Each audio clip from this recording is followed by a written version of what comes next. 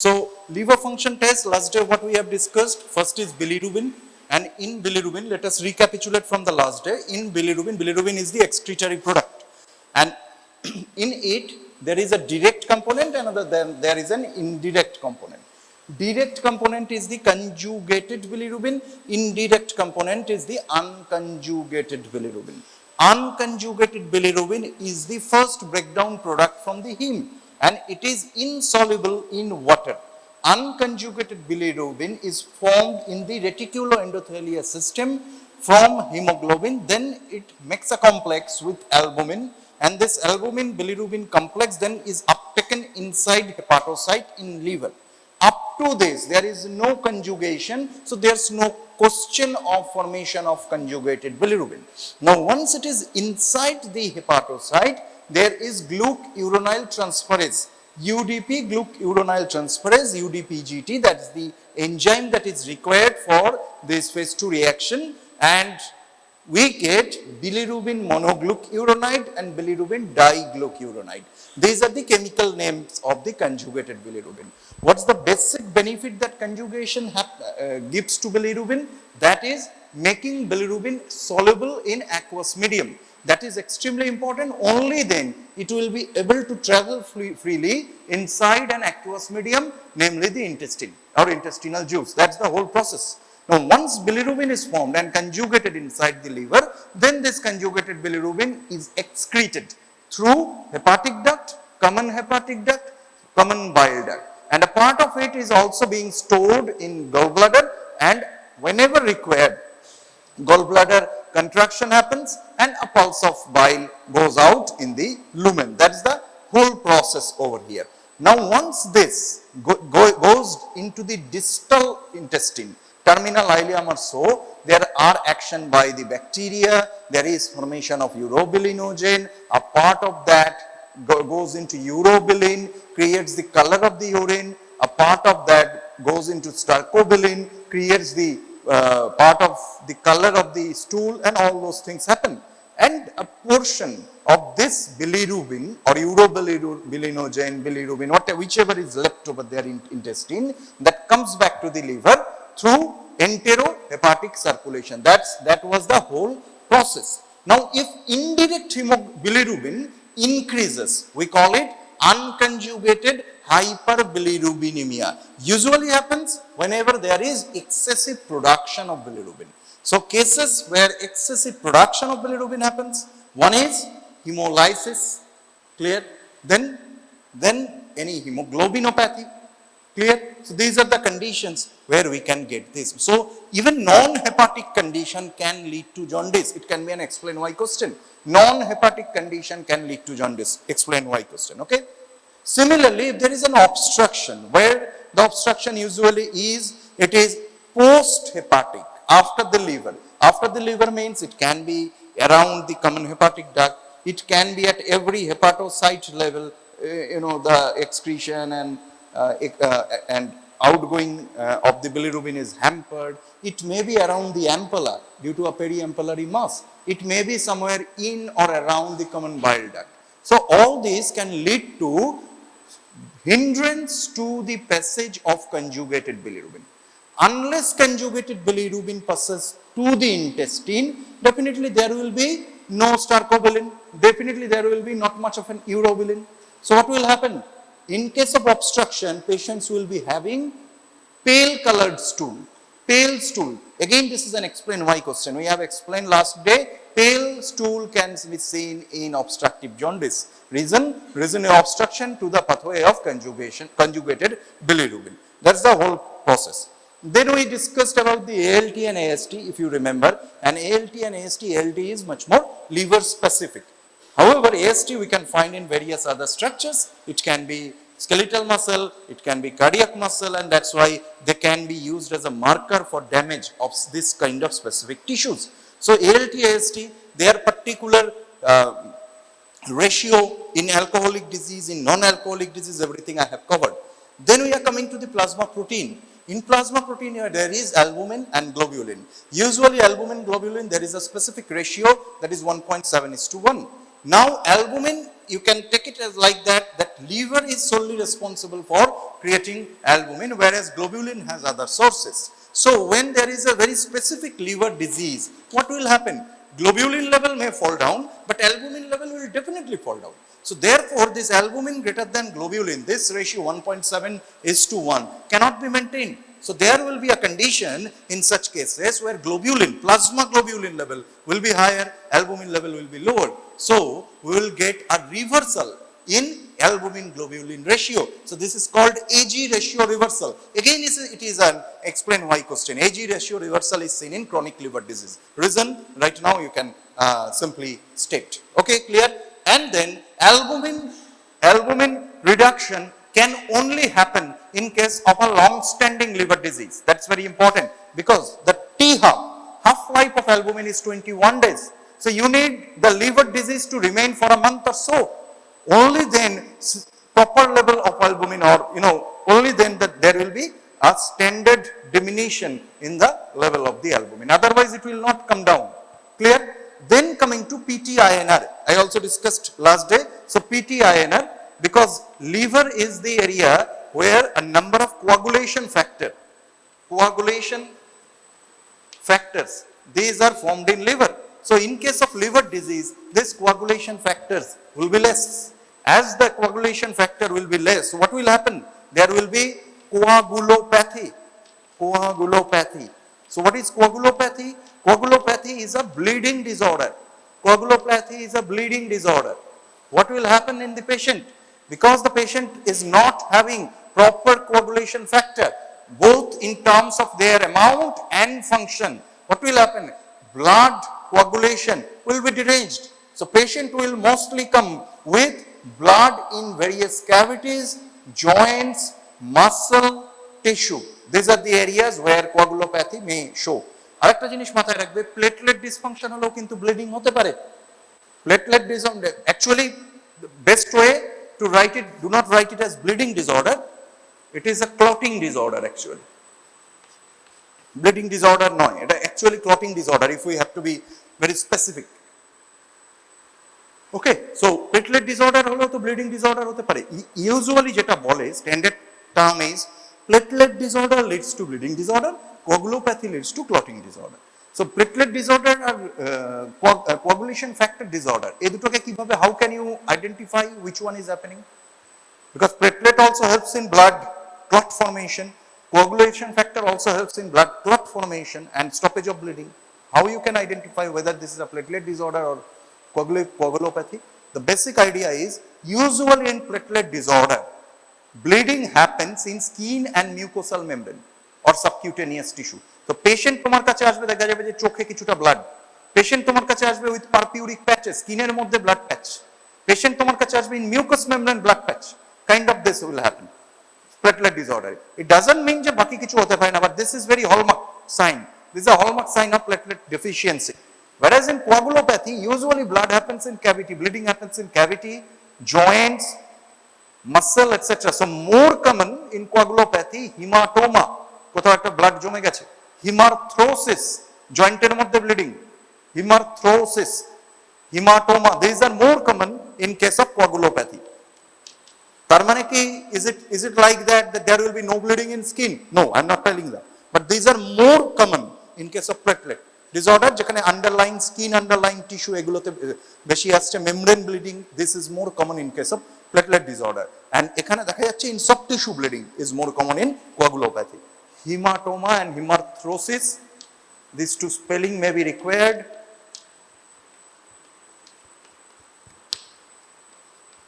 So the first one is the bleeding and swelling in the soft tissue. It may be in muscles, maybe in fat. Similarly, hemarthrosis, it means bleeding in joint. A patient may come suddenly to you with a very sudden onset painful knee joint, and you conduct an USG and it is seen that it is blood inside. The whole joint is filled with blood, that's why it is swollen, he can't move the joint, there is a lot of pain, coagulopathy. Clear idea? The liver disease, we can get that. So in liver disease, what we can get? So in liver function, we will be getting a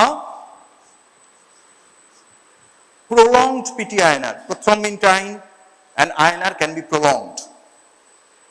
Prothrombin time and INR can be prolonged. Clear so far? এই জিনিসগুলো আমরা প্রত্যেকটা করে দিয়েছি।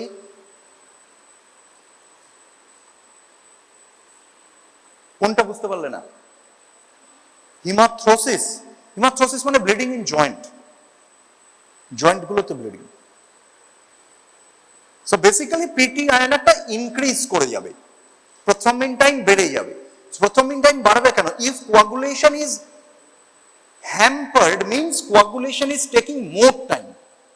তো তোমার যদি if you are having diminished amount of coagulation factor, time to coagulate will be more. So definitely prothrombin time will be more. International normalized ratio will be more, that is INR. International normalized ratio টা calculate করা হয় actual prothrombin time R ideal prothrombin time, the ratio of it. পরে জানলেও চলবে। PT-INR এটা বেড়ে যায় in case of coagulation disorder. If you just remember this for your this current year is sufficient. Okay? If PT-INR is increased, there will be bleeding. There will be bleeding. Okay? It is a clotting disease leading to bleeding in various tissue. PT-INR টা যদি বেড়ে যায়, blood জমা হচ্ছে বিভিন্ন জায়গাতে, blood বন্ধ হচ্ছে না, if there is a cut, blood is not being stopped. Clear everybody? Huh? Okay. Then excretion test. So this is, there is one test called BSP test.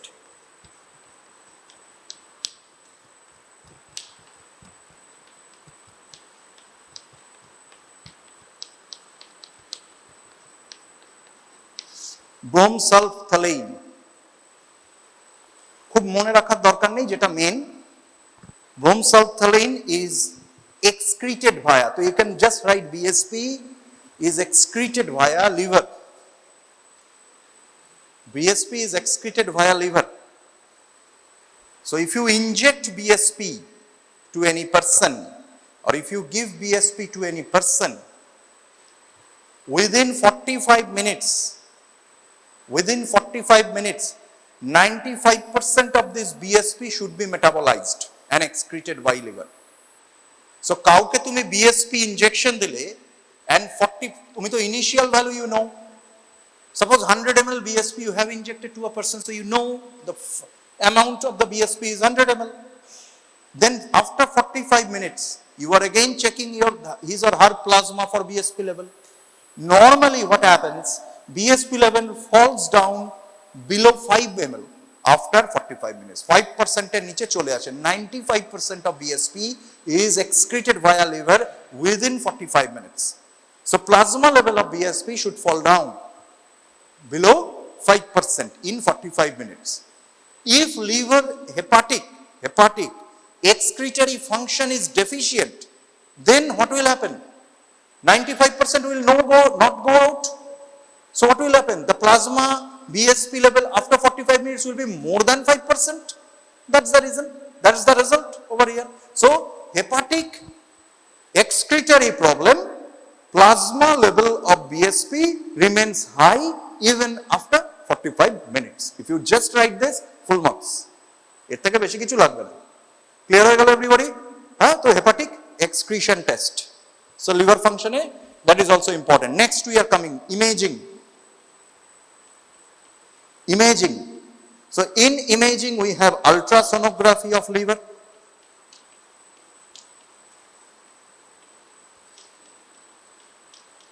We can go for CT scan, usually of whole abdomen.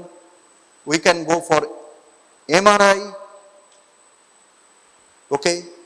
We can go for cholecystography. তোমাদের নামগুলোই sufficient এখন। cholecystography.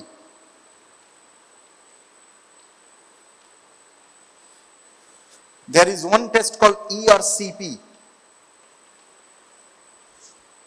এক একটা line is sufficient for now.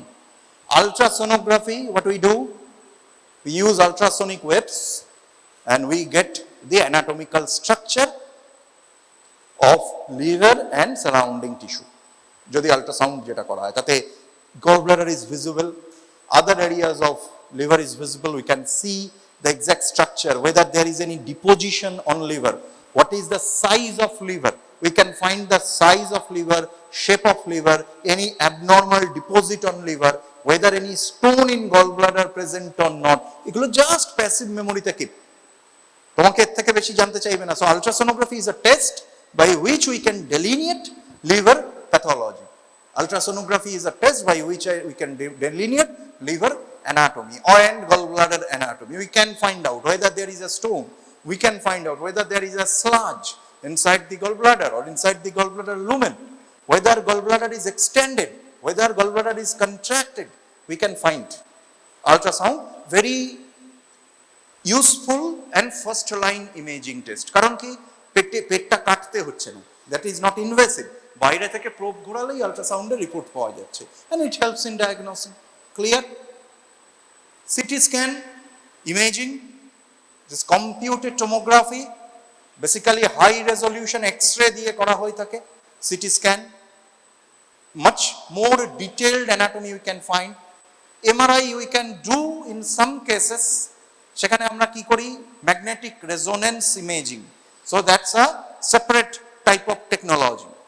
ERCP, এটা হচ্ছে endoscopic retrograde cholangiopancreaticography. এটা ERCP তোমরা যদি শুধু এইটুকু মাথায় রাখো sufficient. Again কি করা হয় এটা দিয়ে? কিছু বিশেষ কিছু জানার দরকার নেই. With this we can visualize, with ERCP we can visualize and execute corrective functions or execute corrective measures in distal common bile duct, pancreatic duct and surrounding area. So ওই জায়গাতে ERCP is a test যেটাতে a particular probe or catheter goes inside the common bile duct or pancreatic duct. মানে we can do some intervention. তোমাদের জন্য যেটুকু জানার, visualization and intervention in and around CBD, pancreatic duct, ampulla, etc. Visualization and intervention of CBD, ampulla, pancreatic duct, sufficient. এটুকু জানলেই চলবে. তাহলে these are the imaging. So that's all about the liver function test. 5 নম্বরের question হলে you need to mention all the points under bilirubin, enzymes, plasma proteins, coagulation factor, excretion, imaging. Imaging এর নামগুলো উল্লেখ করলে sufficient. Clear হয়ে গেল? হ্যাঁ? Pancreatic test. Now we are going to pancreatic function, test of pancreatic function. So test of pancreatic function under GI is mainly the exocrine function.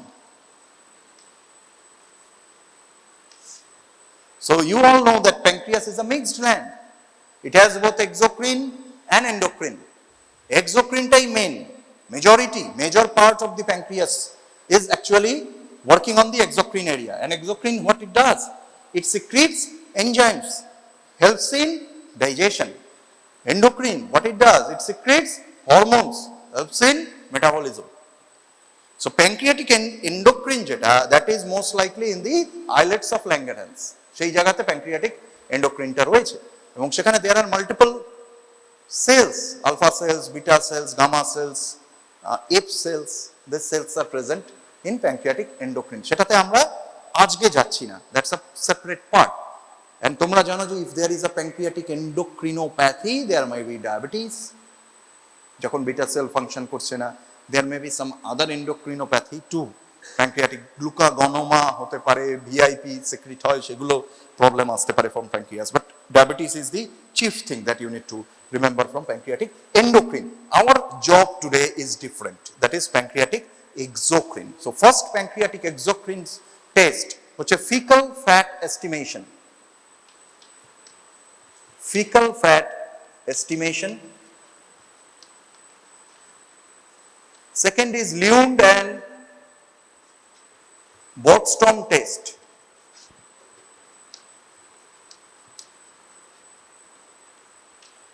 Third is secreting CCK test, or you can write secretin PZ, pancreazymin, secretin pancreazymin test. Fourth is amylase. Fifth is lipase. Then we have imaging. Again in imaging we have USG, ultrasound, CT, ERCP to some extent. You can go for that. So these are the tests. Tests gulo naam fecal fat estimation. Second is Lund and Bockstrom. Third one is secretin pancreazymin. Fourth is amylase. Fifth is lipase. প্রথমে নামগুলো দরকার, then we will be discussing one line or two lines sufficient, because again this is a short note. Again this is a short note or a partial question which will come from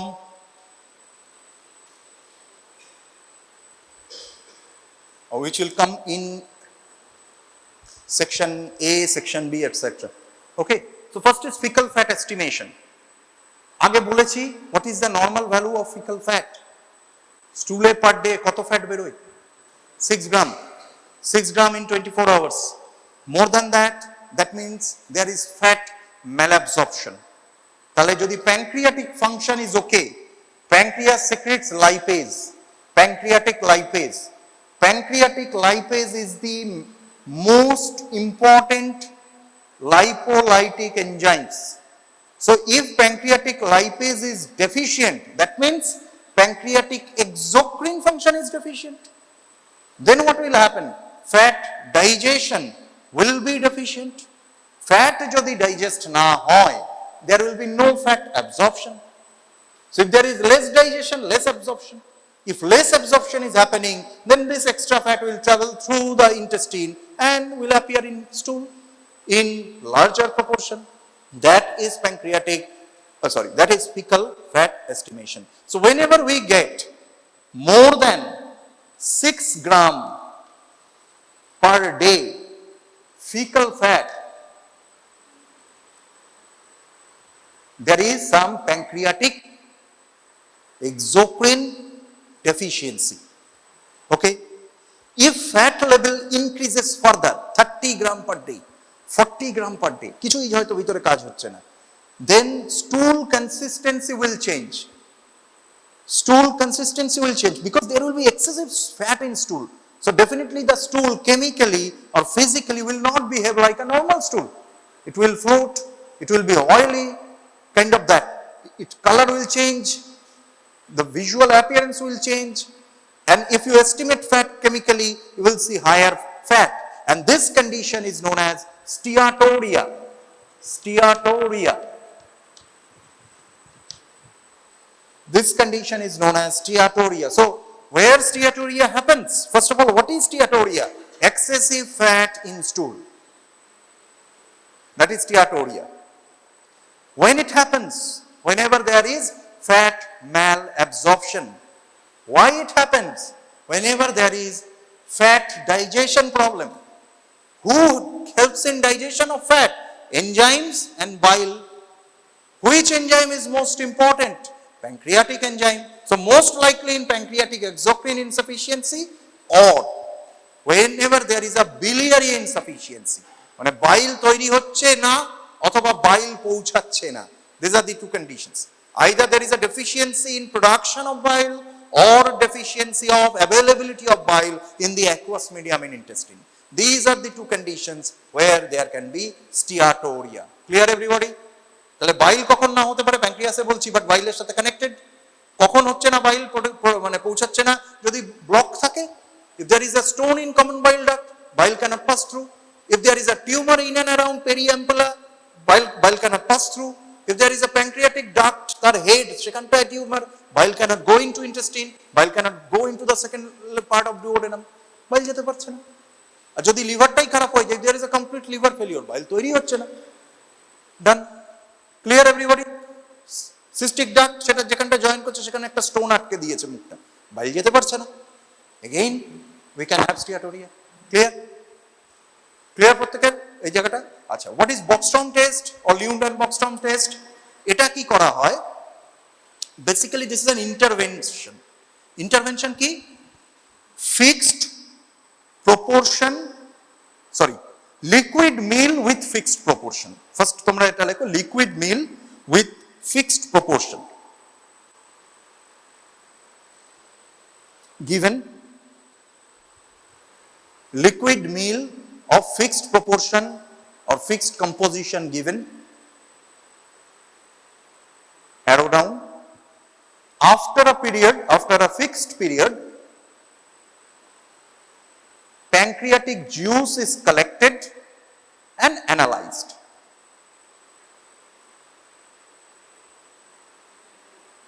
After a fixed period, pancreatic juice is collected. After this proportion, after some time. So ব্যাপারটা একদম simple.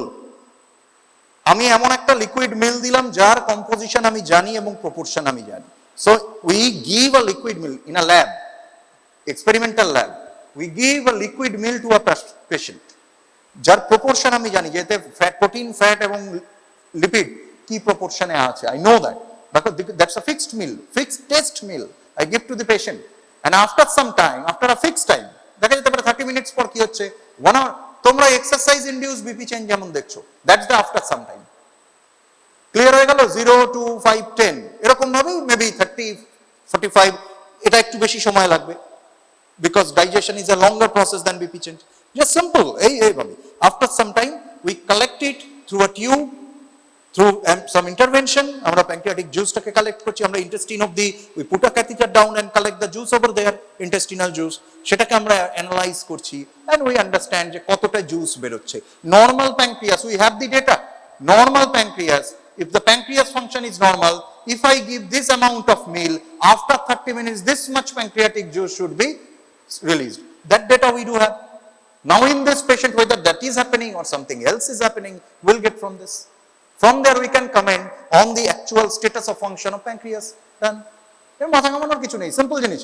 known amount of liquid food, liquid কেন দিচ্ছি, আরো quickly চলে যাবে, gastric বাইপাসিং হবে, gastric এমপ্টিংটা খুব তাড়াতাড়ি হবে লিকুইড দিলে। সলিড দিলে এখানে মুখে খাচ্ছে যাচ্ছে, so there will be a lot of loss here and there will be a number of other factors.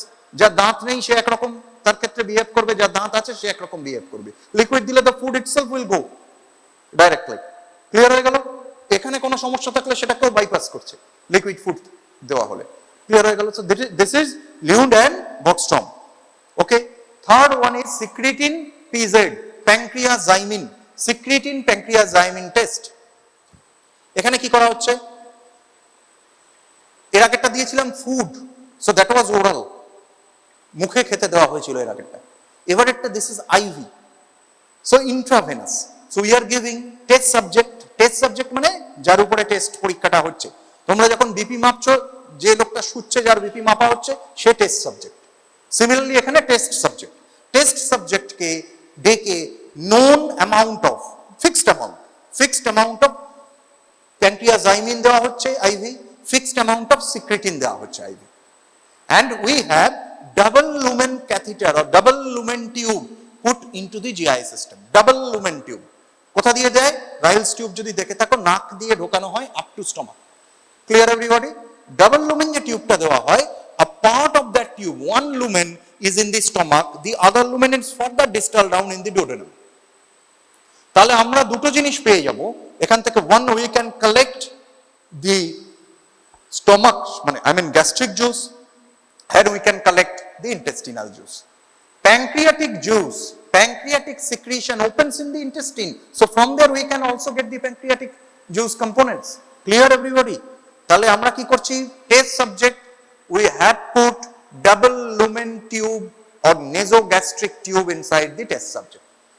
CCK PZ and secretin test, double lumen tube, one lumen in stomach, other lumen in duodenum. IV secretin given, IV pancreazymin given, simultaneously, separately, যেভাবে টেস্টটাকে প্রোটোকলটাকে derive করা হচ্ছে। We know from normal subject, if I give this amount of secretin, what will be the change in the gastric juice and duodenal juice or pancreatic juice? Now in this patient, whether that is happening or something else is happening, we will quantify. Clear? কিচ্ছু নেই, just IV দিলাম, there কিছুক্ষণ পরে we are taking the sample from stomach, gastric juice, we are taking the sample from duodenum which is mixed with pancreatic juice after this period, and we can analyze কতটা, এবং কি analyse করা হয়, usually we analyze for bicarbonate, how much bicarbonate is present in duodenal juice, because that is coming from pancreas, bicarbonate সেইটা কতটা আসছে, or how much amylase lipase is present over there, that is also coming from pancreas. Clear?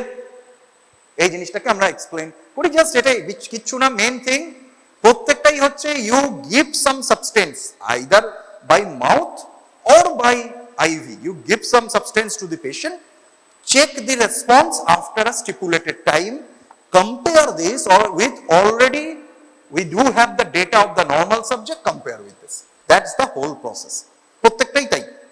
Clear? এটা এইটুকু জিনিস যদি, whether if you have understood this much and if you can reproduce this much on paper, sufficient for you. তুমি নাম ভুলে গেলে, প্যানক্রিয়াজাইমিন মনে করতে পারলে না, we are not being that harsh, কোনো অসুবিধা নেই তাতে। If you do understand this, that there is some substance secretin দিলে জুসের এটা বাড়বে, এটা যদি তোমার আইডিয়াটা থাকে, if you can just show that you know this, sufficient. সব মনে রাখার যে দরকার আছে, memory is not that important. Clear? Amylase lipase, next coming amylase lipase. So usually what happens, if you remember, I have already told you about trypsin inhibitor, মনে আছে? Trypsin inhibitor কি করে? প্যানক্রিয়াসের ক্লাস উপরে ঘরে হয়েছিল। Trypsin inhibitor which blocks, inactive ফর্মে আটকে রেখে দেয় ট্রিপসিনকে, ট্রিপসিনোজেনে আটকে রেখে দেয়। Trypsin inhibitor inhibits the formation of active trypsin from trypsinogen. So যতক্ষণ খাবার দাবার আসছে না, যদি trypsinogen is converted into trypsin, it will create a havoc over there. কি করবে সে? সে প্যানক্রিয়াসকে খেয়ে ফেলবে। So in case of acute pancreatitis that happens, trypsin, chymotrypsin এরা অ্যাক্টিভ হয়ে যায় due to some unknown reason or particular insult to the cellular mechanism, এবং then it itself, pancreas get auto digested, এই জন্য প্রবলেমটা হয়। So this amylase and lipase, their level shows us whether there is any damage to pancreas or not. Normally amylase lipase, approximately 50 to 70, 60 to 80, within this range it is there, lab to lab variation is present. Whenever there is a pancreatic damage, you will see there is increase in amylase and lipase, and usually 3 to 4 times increase is clinically significant. 3 to 4 times increase in clinically significant. মানে 80 অবধি যদি তোমার reference range থাকে, if you have a reference range of lipase suppose 60 to 80, and the patient has come to you 400, that's significant.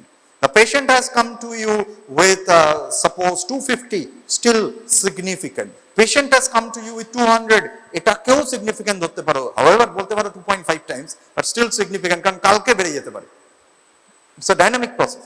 কিন্তু patient has come to you with 85 lipase, okay, তুমি যেটা করতে পারো after few days you can repeat, and now it is 84, insignificant, maybe some other reason, but it is not pancreatitis. That is the point here. Okay, কারণ মেডিসিনে তো you need to identify the trend. It's not always the absolute value which makes the diagnosis. So amylase lipase both increases in case of pancreatitis, inflammation of the pancreas, and that is also the one of the very important exocrine test for pancreas. এবার তুমি যদি জিজ্ঞেস করো যে which one of these 5 are done nowadays, so basically day to day amylase lipase করা হয়, because a patient, if somebody we are suspecting pancreatic problem, তাকে ডেকে এনে then we are giving him some IV, doing all the intervention, putting a tube inside and taking things out and analyze. These are very cumbersome, clinically not much relevant. এগুলো এক্সামিনেশনের জন্য বা ল্যাবের জন্য is good, but আমরা যদি amylase lipaseটা কি simple blood now and get it tested and you get the report, from there you can interpret. So ততটা ঝামেলা নেই। So day to day cases say we do amylase lipase and check for this. There are certain other conditions apart from pancreatitis which can increase amylase lipase. হতে পারে alcohol, হতে পারে তোমার particular কিছু medication, সেগুলোর জন্য হয়ে যেতে পারে amylase lipase স্ট্রেস ইনডিউসড, এগুলো বাড়তে পারে। Before omitting on the diagnosis of pancreatitis other things you have to check for. মানে শুধু লাইপেজ একটু বেড়েছে মানে প্যানক্রিয়াটাইটিস হয়েছে এটা নয়, you have to corroborate with other findings. পেশেন্টটা কেমন আছে, তার সিমটম কি আছে, সে খেতে পারছে কি পারছে না, সে কি শকে চলে যাচ্ছে, তার কি হিমোডাইনামিক্স প্রবলেম হচ্ছে, whether he is having very high amylase and lipase, other parameters, BP কত থাকছে, all these are required. So these are important. We do this amylase and lipase in day-to-day practice. Clear everybody? These are the exocrine function of pancreas. Again, this is a short note. এই পুরো জিনিস আর তার সাথে imaging গুলো include করতে হবে, বলে দিতে হবে। Imaging very simple, USG ultrasonic wave, সেটা দিয়ে অ্যানাটমিটাকে দেখছি, সিটি এক্সরে ওয়েভ, সেটা দিয়ে অ্যানাটমিটাকে দেখছি, কম্পিউটার এইটুকু লিখলেই সাফিসিয়েন্ট, এখন আর এর থেকে বেশি কিছু লিখতে হবে না, উল্টো পাল্টা মাথাও ভারী করার দরকার নেই, দিস ইজ সাফিসিয়েন্ট। ইমেজিং একটা সেপারেট করলে পরে ইউএসজি সিটি এই দু একটা কথা লিখে দিলে ওতেই মার্কসটা বেড়ে যায়, that you have covered it up. একটা টেস্ট যদি এখান থেকে মিস করে ইমেজিংটা লিখতে পারো, you will get more marks rather than who has missed imaging and written all the 5 tests. Clear? পুরনো মানে পরীক্ষার লেখার যে technique. Everybody done? Last part today, brain gut axis. This is a mutual or bidirectional connection between central nervous system and intestine, or central nervous system and gastrointestinal system. So connection between brain and GIT, bidirectional connection. Central nervous system, তাহলে কি হচ্ছে, there is a connection between CNS, আরো ভালো করে বললে CNS এর মধ্যে brain is more important here, যদিও spinal cord থেকেও sympathetic trunks and etc are connected, and intestine and GIT. This connection is the brain gut axis. Normally it is not so obvious. তোমাদের মনে হতে পারে there is a no direct anatomical link between brain and intestine. That's why it took so many centuries to discover this. Brain থেকে তো direct কোনো একটা pipe গিয়ে ইন্টেস্টিনে join করছে না, that's why it took so many centuries. যে এই জিনিসটা it's just a few decades we have discovered this, that there is a definite connection. Now how this connection happens? There are 3 ways this connection happens. One is neuronal, second is hormonal, and third is very close, chemical. There are these 3 ways by this thing happens: neuronal, hormonal and chemical. So neuronal ta ki hocche, a number of neurotransmitter are connected. We have seen that there is definite connection between mood and mental condition and GI functions. Definite connection between mood, various mental condition and GI function. সেটা কি দিয়ে হচ্ছে? Neuronal connection. So first is neurotransmitters which are connected. কি কি neurotransmitter? Acetylcholine, norepinephrine, serotonin, adrenaline,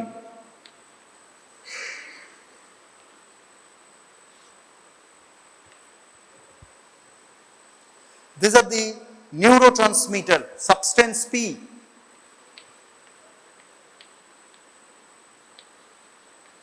these are the neurotransmitter which can modulate GI functions. These are the neurotransmitter which can modulate GI functions. And if this modulation is dysfunctional, that can lead to various mind-related disorders like anxiety, depression, irritability.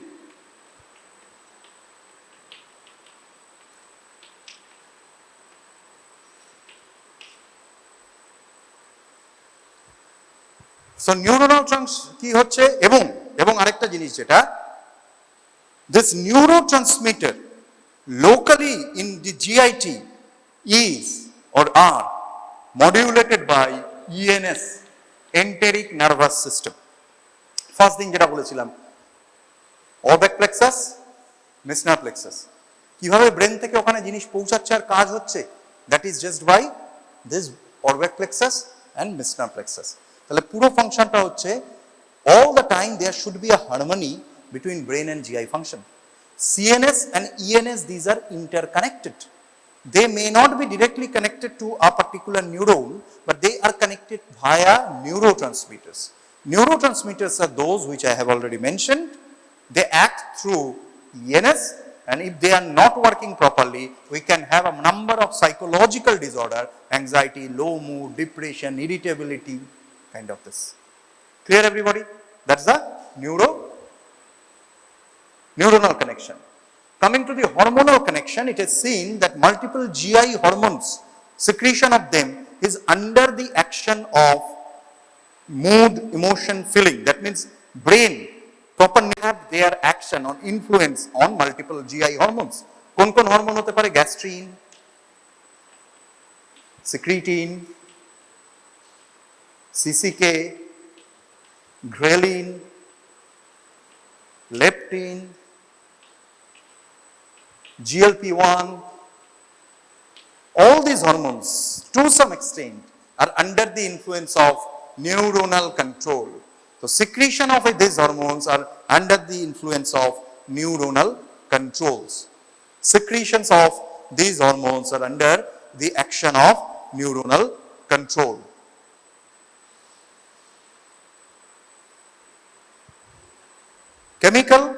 কেমিক্যালের মধ্যে to some extent কিছু কিছু chemical match করবে, যেমন substance P, vasoactive inhibitory peptide, GLP-1, short chain fatty acid.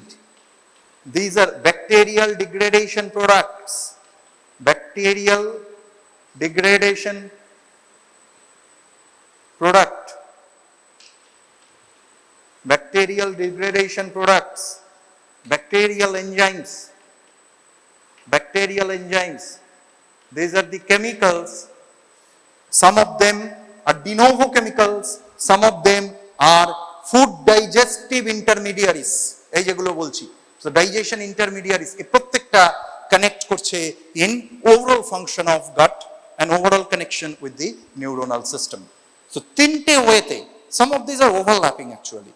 Neuronal connection, neurotransmitter গুলো mood যেমন change হবে, neurotransmitter change হবে, neurotransmitter যেমন চেঞ্জ হবে, জিআই মোটিলিটি চেঞ্জ হবে, মুড যেমন চেঞ্জ হবে, হরমোনাল সিক্রিশন চেঞ্জ হবে, হরমোনাল সিক্রিশন যেমন চেঞ্জ হবে, জিআই জুস বেরোনো বা কমা এইটা চেঞ্জ হবে, মুড যেমন চেঞ্জ হবে, জিআই এনভায়রনমেন্ট চেঞ্জ হবে, জিআই এনভায়রনমেন্ট চেঞ্জটা ডিপেন্ড করছে কেমিক্যালসের উপর।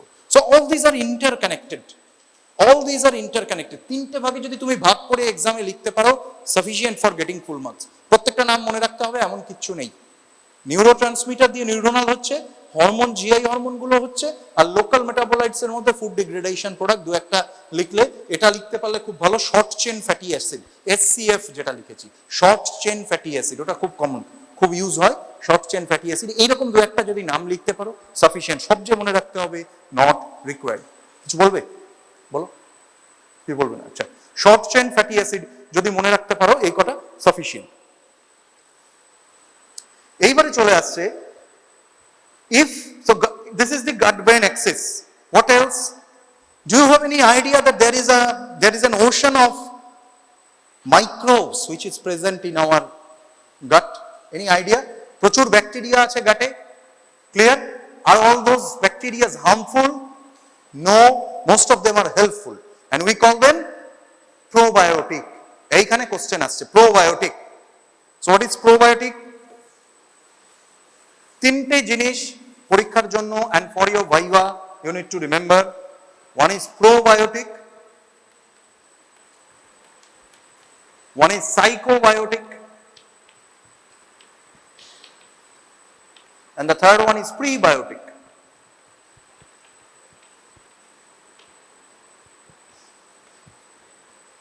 These three need to remember. What is probiotic?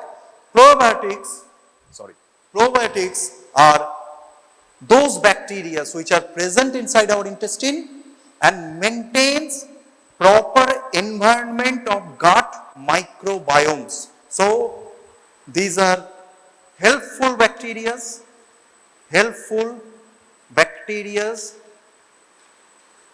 maintaining gut microbiome. So এই ব্যাকটেরিয়াগুলো গাটের মধ্যে থেকে ভেতরের যে ব্যাকটেরিয়াল কলোনি সেটাকে মেনটেন করছে। এরা কেন দরকার? They are required because they create certain important enzymes, they helps in digestion and they helps in absorption of certain molecules. যেমন ধরো ভিটামিন সি, ভিটামিন B12 এগুলো অ্যাবজর্বই হতো না যদি ব্যাকটেরিয়া না থাকতো, গাট ব্যাকটেরিয়া না থাকতো, এগুলো অ্যাবজর্বই হতো না। These are some important things we need to remember. Gut মাইক্রোবায়োমকে মেনটেন করছে। অনেক সময় কি করছে তারা ডাইজেশনে, how they are helping in digestion? Some substances we can't digest properly, we need bacterial enzyme over and above our enzymes, then only it can be digested. So আমরা কিছু সাবস্টেন্স আছে ফ্যাটের কয়েকটা পার্টিকুলার পোরশন যেগুলোকে কিছু পুরোটা ভাঙতে পারি না, সো ব্যাকটেরিয়া ভেঙে দিচ্ছে শর্ট চেইন ফ্যাটি অ্যাসিডে and then it is helpful in particular digestion or absorption. Clear হলো? So with the help of bacteria, so if you kill this bacteria, যেটা হয় যে irrational antibiotic if you do use, then these bacteria are also killed inside gut along with the harmful bacteria elsewhere in our body. So অনেক সময় দেখবে যে antibiotic গুলো খেলে, specially there are certain antibiotics গলা ব্যথা সর্দি চেস্ট ইনফেকশনের জন্য দেওয়া হয়, খেলেই তারপর ডায়রিয়া হয়। Have you notice this? Have you notice this? That's a side effect. কারণ কি? গাট ব্যাকটেরিয়াকে মেরে ফেলছে। সেম অ্যান্টিবায়োটিক গুলো গাট ব্যাকটেরিয়াকেও মেরে ফেলছে এবং যতদিন 5 দিন 7 দিন অ্যান্টিবায়োটিক খেলে আরো 2-3 দিন পর diarrhoea itself get corrected because ততদিনে আবার gut bacteria regenerated. This happens. Now this is when we use it rationally. তাহলে ধরো ইরেশনাল, যেখানে ভাইরাল সমস্যা, সর্দি হয়েছে 2 দিনের, তাকে আমি অ্যান্টিবায়োটিক দিয়ে দিলাম। সো ইরেশনাল, তাতে তো antibiotic is not helpful in that condition in case it is, in fact it is destroying these bacteria. So this way this becomes harmful. Clear everybody? So probiotic bacteria. What is psychobiotic? দেখা গেছে what is psychobiotic? These bacteria, their proper function and their symbiotic relationship, symbiotic, মিথজীবী, প্রত্যেকে মাথায় রাখবে, these bacteria do have a symbiotic relationship with us. So these bacteria, gut bacteria, they have their influence on our mood, on our mental status. সেই জন্য এগুলোকে সাইকোবায়োটিকও বলা হয়ে থাকে, because these bacteria proper function and presence of gut bacteria are important for maintaining a sound mental status and mood. That's why they are called psychobiotics. On the contrary, it is also seen, if we restore the gut bacteria balance, if we restore the gut bacteria balance, mood becomes elevated and the number of psychological issues get at least partially resolved. Clear হলো? অনেক সময়তেই দেখা গেছে যে গাট bacteria গুলোকে resolve যদি করা হয় বা বাইরে থেকে ব্যাকটেরিয়ার কোনো ট্যাবলেট দেওয়া হয়, gut bacteria, we have probiotics, অনেক ট্যাবলেটই রয়েছে অনলি লাইভ ব্যাকটেরিয়া আমরা ভিতরে দিয়ে দিচ্ছি, যদি দেখা যায় there is some degree of relief in this anxiety issue or the psychological issue. So these are known as psychobiotic. এক কথায় probiotic হচ্ছে helpful symbiotic bacteria who are present in our body. Psychobiotic restoration, these bacteria are helpful in restoration of mood and psychological status. That's why the same people are also known as psychobiotic. Coming to prebiotic. Prebiotic, what is prebiotic? Prebiotic is actually the fiber rich food. Fiber rich food which are helpful to maintain the proper microbiomes. তার মানে কি, যদি আমি fiber rich food খাই, that will be a food to these good bacteria. Now these good bacteria can thrive on this particular group of foods. These are known as prebiotic. তাহলে prebiotic কি? এটা হচ্ছে ফুড যেটা প্রোবায়োটিককে help করে, that is prebiotic. Probiotic কি? এটা হচ্ছে ব্যাকটেরিয়া যেটা গোটা বডিটাকে হেল্প করে। Clear everybody? Prebiotic, fibre rich food. বেশ কিছু ফুড আছে which are good for us, কয়েকটা ফুডের নাম লিখে রাখতে পারো, যে ফার্মেন্টেড ফুডস যেগুলো রয়েছে, fermented foods, not alcohol, fermented alcohol নয়, ফার্মেন্টেড ফুডস, তার মধ্যে কি থাকছে? Curd, yoghurt. Apart from that, fibre rich food, curd, yoghurt, fibre rich food, whole grain, whole grain, whole grain.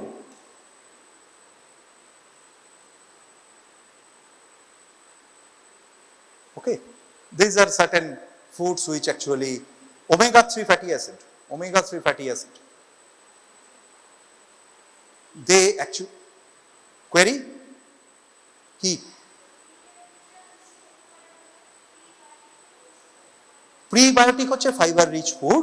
Prebiotic if you take, then this bacteria's prebiotic is nutrition for these bacteria. So these bacteria will thrive on prebiotic.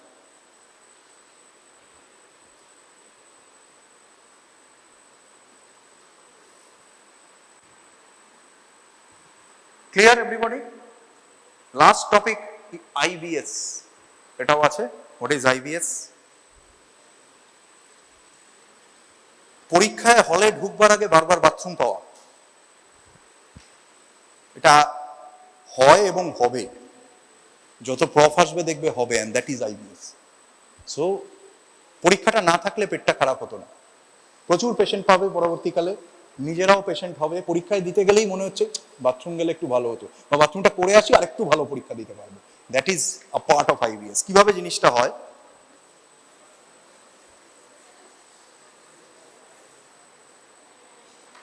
এটাই আজকে last topic, IBS.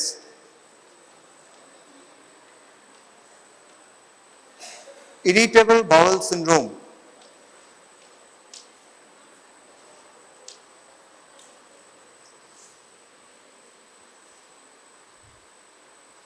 Irritable bowel syndrome কিভাবে হয়?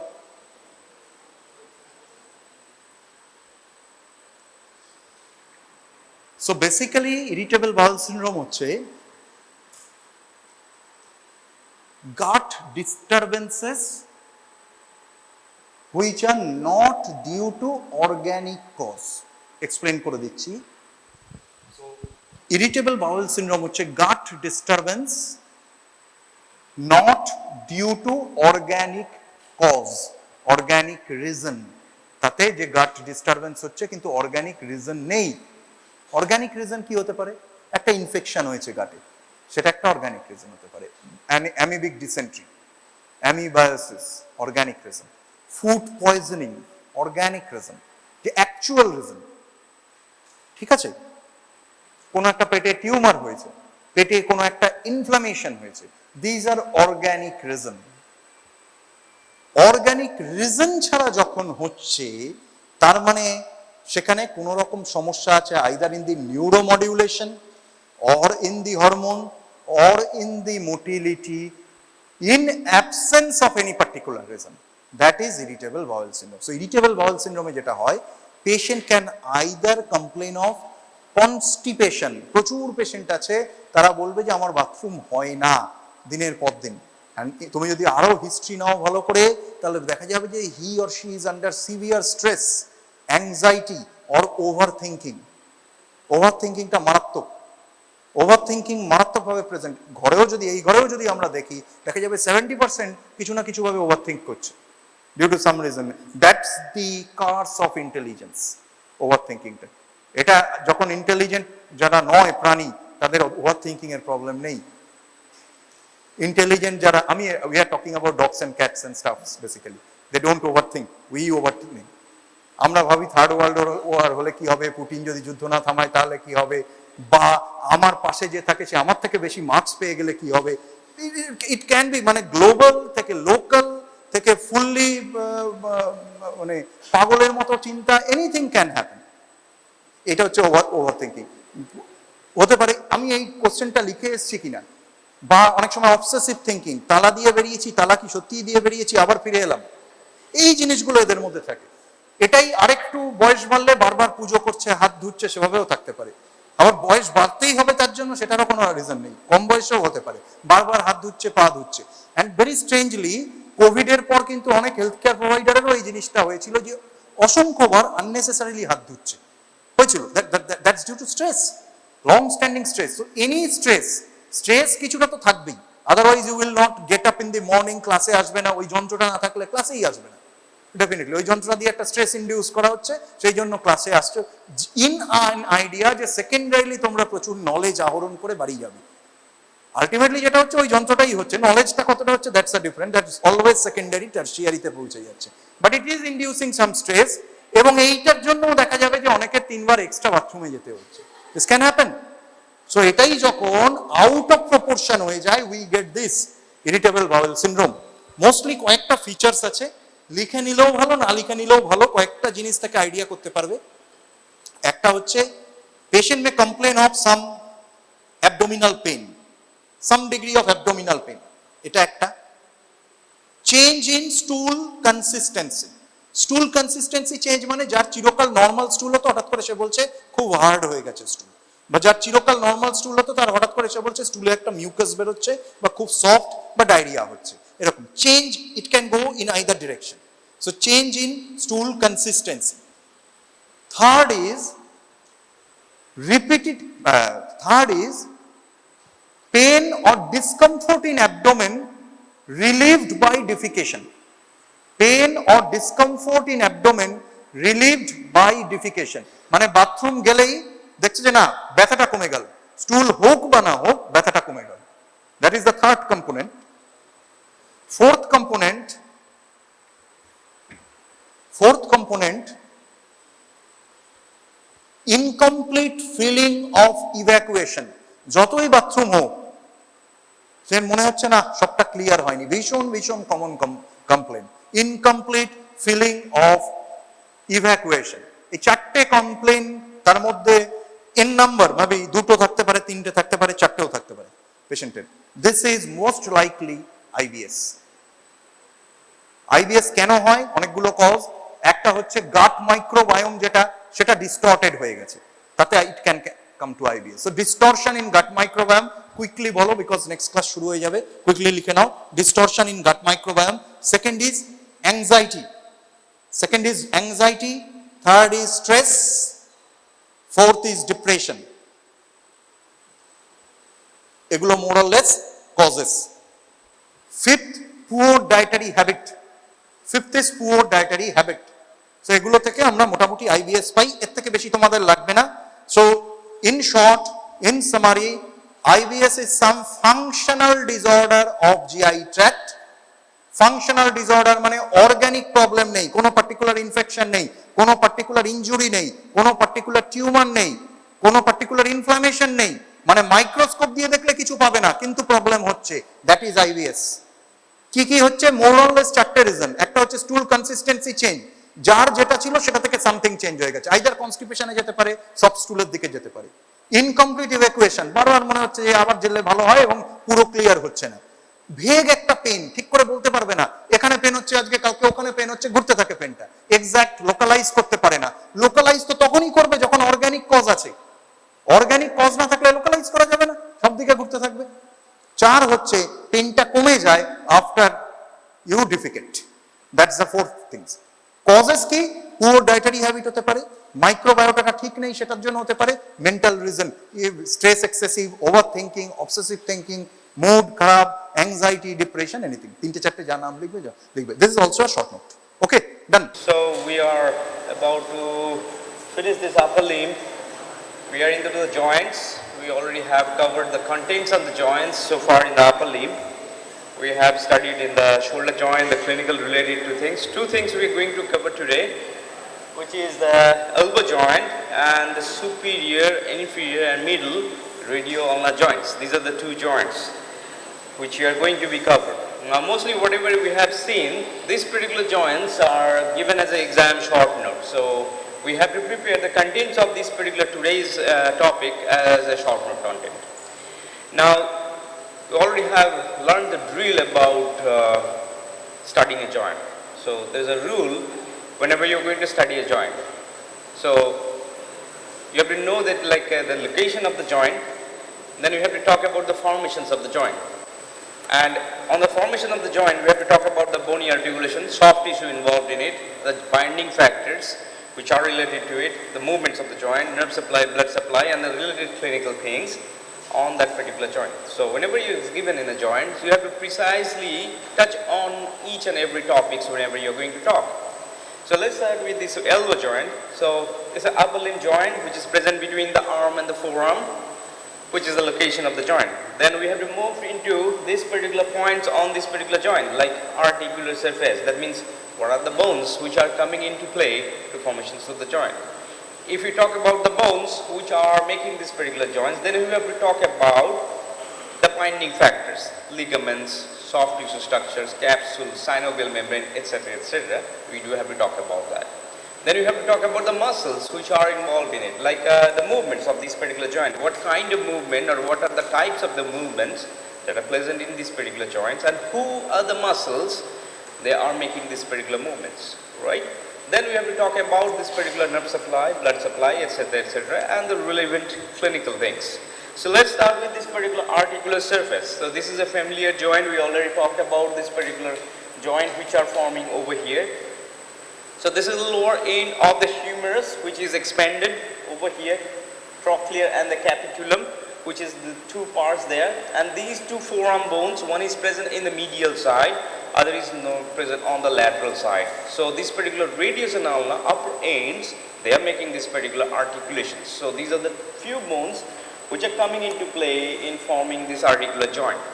So this is about this particular articular surface. So whenever you are going to talk about the articular surface of the bones, lower end of the humerus which is spanning down, expanded, have got two parts in here.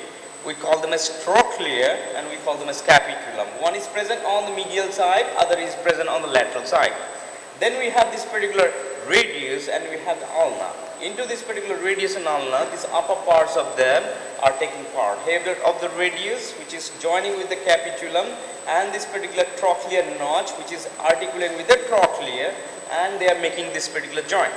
Now what type of joint it is? This is a plain variety which is a C-hinge variety of this joint and a synovial joint. So it has a capsule inside to it which is known as synovial capsule, and it has a fluid inside which is known as synovial fluid. So that makes this particular joint which is known as synovial hinge variety and planar joint.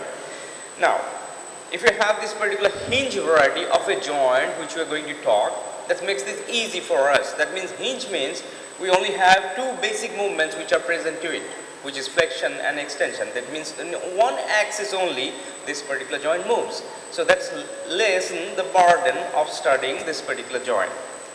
Now coming from this particular joint which we are just talking about, the articular surface which are making over here, the lower end of this particular trochlea and a capitulum, a head of radius and ulna uniting together make this. To cover this particular joint, to keep it united, we need some kind of binding factors. Now here comes these ligaments. So whenever you are going to study the ligament, the first ligament you are going to talk about is the capsular ligament, which is like an intrigued relationship with the articular margin. So this capsular ligament is nothing but the covering which is present around the joint. Now this particular capsular ligament which is around this particular joint is there, inside to it is covered with a live membrane which is known as the synovial membrane. That's a rule for any kind of synovial membrane. So this capsule which is present outside, which is fibrous element, and this particular fibrous element is made of collagen fibers or elastin fibers or various types of like the soft tissue structure or connective tissue structure. But inside to it, the membrane which is present inside to this particular capsule, we have the synovial membrane which is a live membrane. That means it lined with the cells which is known as synovial cells that is capable of doing secretion, which is secreting the fluid which is known as synovial fluid. So these are the things which we're going to talk about, and on the next entity about this particular elbow joint is these ligaments and the capsule. Now this is how this particular capsule is wrapping around this particular joint which you're seeing here. So whenever you're going to talk about this particular joint, you have to talk about the extent of the capsule. Now how far is the capsule is encroaching or covering that particular joint. So that means you have to talk about this particular capsule encroachment, how far it is on the superior extreme, how far it is on the lower part of the joint. So upper extreme of this part, lower extreme of the part, laterally and medially, how far they are, anteriorly and posteriorly, it is how far extending. And if this particular capsule have any kind of modifications or any special feature, that also you have to mention. Now this is a picture which is given over here, the capsule picture, right? You are seeing this, the capsule thing which is seeing here, the blue. And this particular inside to the blue, which is the capsule which is covering here, we have a live membrane to it. If you remove or strip off this capsule ligament, you find a live membrane. We call them as synovial membrane. They are intricately attached to these particular margins of these capsular ligament. Now, if you are seeing this particular element about this particular ligament, now you see this particular thing is anteriorly, you are seeing that it's getting to a higher extent like this and going to a bottom extent like this. Now if you look at this particular thing about this capsular ligament, do you notice any kind of like a special feature this particular joint has, or this particular joint capsule has? Looking at this particular picture, do you see any remarkable or any striking feature about this particular capsular ligament? If yes, you can go ahead about your observation. So you look at this and find the observation feature, any special feature you see that this particular joint has or joint capsule has. Any special feature, you're looking at it, you are looking at this particular capsular ligament, right? You are saying that this is only radius which is covering over here, ulna is not covering. This part which is covered over here, this is a trochlear notch, which is a part of ulna, right? So also it has covered that. Right. So you see that extent of this capsule. So you see that upper extent of the capsule is over here, encroaching this particular lower end of the bone. Lower end of this capsule which is going down and nearly going down to the shaft of this particular radius. And what it is doing, it is basically covering this particular capsule along with this particular joint which is framing between the ulna and the radius head. So this particular joint capsule of this elbow joint is basically covering this particular part of this joint, and along with this covering as well with this joint capsule of the superior radio-ulnar joint.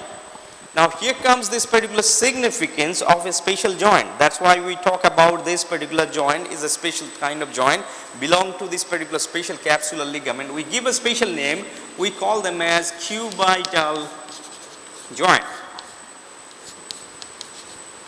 Now what is cubital joint? So this particular cubital joint, we call them as the elbow joint plus superior radio-ulnar joint. So this particular cubital joint is basically what we are addressing here. Because of this particular shared capsule, this particular two joints has, we call them with a special name, we call them as cubital joint. So this elbow joint along with the superior radio-ulnar joint together we call them as cubital joint. Now what is elbow joint? Elbow joint is taken by two different bones in the forearm and one bone in the arm. So we call them as humero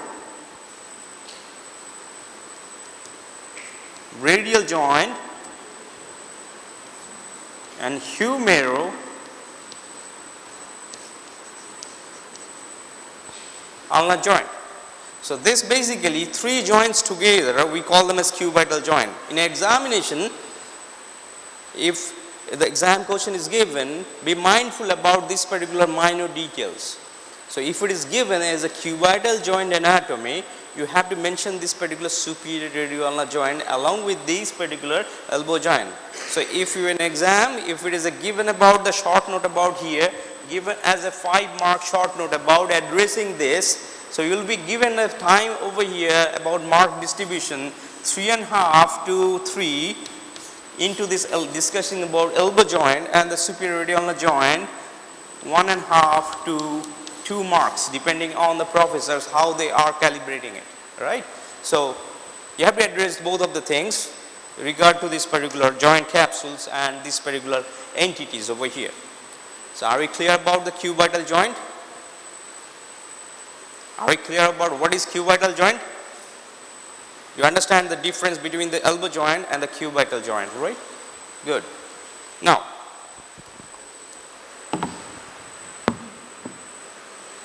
So coming to this particular capsule extension, you see that this particular capsule, which is extending in this particular upper end, it is covering this particular fossa on the anterior end. We have these two fossas on the front side, conoid fossa and the radial fossa, which is covering over here in the front side. It is covering the trochlear below and this particular head of the radius and neck of the radius, and reaching to this particular inferiorly to this particular extreme on the shaft of this radius. It is covering in these particular regions. Now, on the posterior side, the back side, if you are looking at the posterior aspect of the capsule extension, you'll see that on the posteriorly it is covering this particular fossa on the back side, which is known as olecranon fossa. So this particular capsule of the hip of this particular elbow joint is covering on the flip side, on the back side, into this particular coronoid fossa. Now, so what is intracapsular, what is extracapsular part of the bone which is existing? That also we have to know. So intracapsular, that means the part of the bone which is inside the capsule. We have this capitulum which is present. We have the trochlea, they are present inside the capsule. We have the radial fossa, we have the coronoid fossa, we have the olecranon fossa. All are there, all of them are present inside the capsule, and rest of them are extracapsular. So what part of the lower part is extracapsular? These two projections. What are these projections? This one and this one? Condyles, right? So that particular condyles are extracapsular into these particular extremes. If you are looking at the front side as well, you will see these particular condyles. They are present outside the capsule. So whenever you are addressing these particular areas, you have to know what is intracapsular, extracapsular. In an interview, viva, they may ask about this particular same thing, cubital joint, extents of the capsule, and they will be pointing on into the fossas which is present on the downside of this bone, and they will be asking about whether it is inside the capsule or outside the capsule, right? Now there is a reason of asking this. This particular lower end of this particular humerus and this radius has an importance radiologically, and as well as it is an important for this particular landmark ossification centers which is present in it. So whenever you are going to talk about this particular radiological aspect, we will be talking about the ossifications of this lower end. Now these particular ossifications of the lower end matters with this capsule encroachment, and as well as this particular lower end, if you have a fracture in them, if you have to repair them, you have to be careful about this particular capsule and capsular extensions. So clinically that matters. That's why this particular thing about the extension of the capsule of this particular elbow joint matters to us. Now coming from this capsule, inside to this we have this particular synovial membrane which is covering entirely inside to it. We are not showing this particular inside of this. If you strip this, you will find this particular synovial membrane lining the capsule and this particular same fossas which are present inside. So this is about this particular capsular ligament and the synovial membrane, which are kind of binding force or reinforcing structures related to this particular shoulder elbow joint. Now, if you are going from this area, there are other reinforcing factors are there. So one ligament present on the medial side, one ligament present on the lateral side, reinforcing the joint. So there are two ligaments on the radial side and ulnar side. They are known as collateral ligament. Just like in the knee joint as well, we talked about medial collateral ligament, lateral collateral ligament. Here also we have this collateral ligament reinforcement for these ligaments. So we have to know the names only, the details of the thing. If you cannot remember, it's fine. Just know the names: medial collateral ligament, also known as ulnar collateral ligament by the bone itself. And we have this particular lateral collateral ligament which is known as the radial collateral ligament. So these are the two collateral ligaments. They are binding these particular joints from the lateral extreme and the medial extreme. And this particular medial collateral ligament and ulnar collateral ligament, they also have some features. The radial one looks like an expanded. They looks like a hand fan, Japanese hand fan. So they look like a Japanese hand fan. This spanning over, kind of expanded. We call them as fan shaped. And this one is more or less delta shaped, which you are seeing here, having got three sleeves: anterior sleeve, posterior sleeve, and the transverse sleeve, also known as radial sleeves. They are present in the transverse manners, holding this particular different parts of the bone, like this particular medial epicondyle to this particular coronoid process and olecranon process. and this particular same thing on the lateral epicondyle, and blending with this particular capsules of this particular joint with this ligament which is present in here. We call them as lateral ligament. But I'm not reinforcing about the detailed structure of these 4 lateral ligaments. You just like to mention the names, we are happy with this. You just like to mention about this particular capsule, the detailed capsule attachment, intracapsular extent and the extracapsular extent, you have to write it or you have to memorize this detail. And that's all about this particular joint capsule and this particular ligament reinforcement which are present in this particular joint. So we have covered this particular bony articulation. We have known about what type of joint it is. We talked about the synovial extent, and we also talked about the capsular ligament, how they are extending to it. We talked about the other ligaments which is present in the lateral extreme and the medial extreme to this particular joint.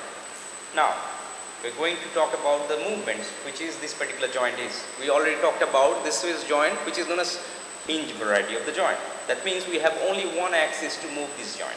So we have this particular movement which is present in here. We call them as flexion of the joint and extensions of the joint. Now we have to know what is flexion of the joint, which is bending, and unbending, which is an extension. Now it doesn't stop at there. So you have to know what are the muscle they are moving it. So what are the flexures of the elbow joint, what are the extensions of the elbow joint. So we have to know the BBCs are the flexures and these particular extensions. Out there we have this sort of backside which is triceps and anconeus, which are basically extending or unbending this particular joint. So these are the 2 prime movements that is present. Along with that, we may have some other movements. We'll be coming slowly about this particular movements which is present to it. Alright? Good? You know about this. Now out of these particular muscles which are doing the flexion, which one is the chief flexion of the elbow joint? That means who is the muscle doing the chief flexion of the elbow joint? We have this BBC, right? Out of this BBC, which one is the chief or most powerful flexor of this elbow joint? So what is BBC? Biceps brachii, brachialis, coracobrachialis, BBC, right? So out of this BBC, which one is the prime flexor? So you have the exam, the chief elbow joint flexor is A, biceps brachii, B, coracobrachialis, C, brachialis, D, all of the above, or none of the above. The chief, I mentioned that. A, B, C, or D. Who is in favor of A? A, biceps brachii, right? A, biceps brachii. Who is in favor of B? Brachialis, coracobrachialis. No buyers. Coracobrachialis 1, coracobrachialis 2, coracobrachialis 3. Alright, deal closed, no buyers, sold out. Alright, so moving to on these particular movements, on these particular joints which you are seeing here, we are going to talk about the other extremes of these particular entities, about the relationship of this particular joint. So what is present in the anterior relationship, what is structure that is present in the posterior stem, the posterior relationship, medial and lateral. Anteriorly, all the structures of the cuboidal fossa, which is a tan structure, right? What are the content of the cuboidal fossa? Content of the cuboidal fossa? Content of the cuboidal fossa, anybody know about that? Median nerve, brachial artery, biceps brachii. What's the relationship of these structures? Medial to lateral or lateral to medial? Lateral to medial? Medial to lateral.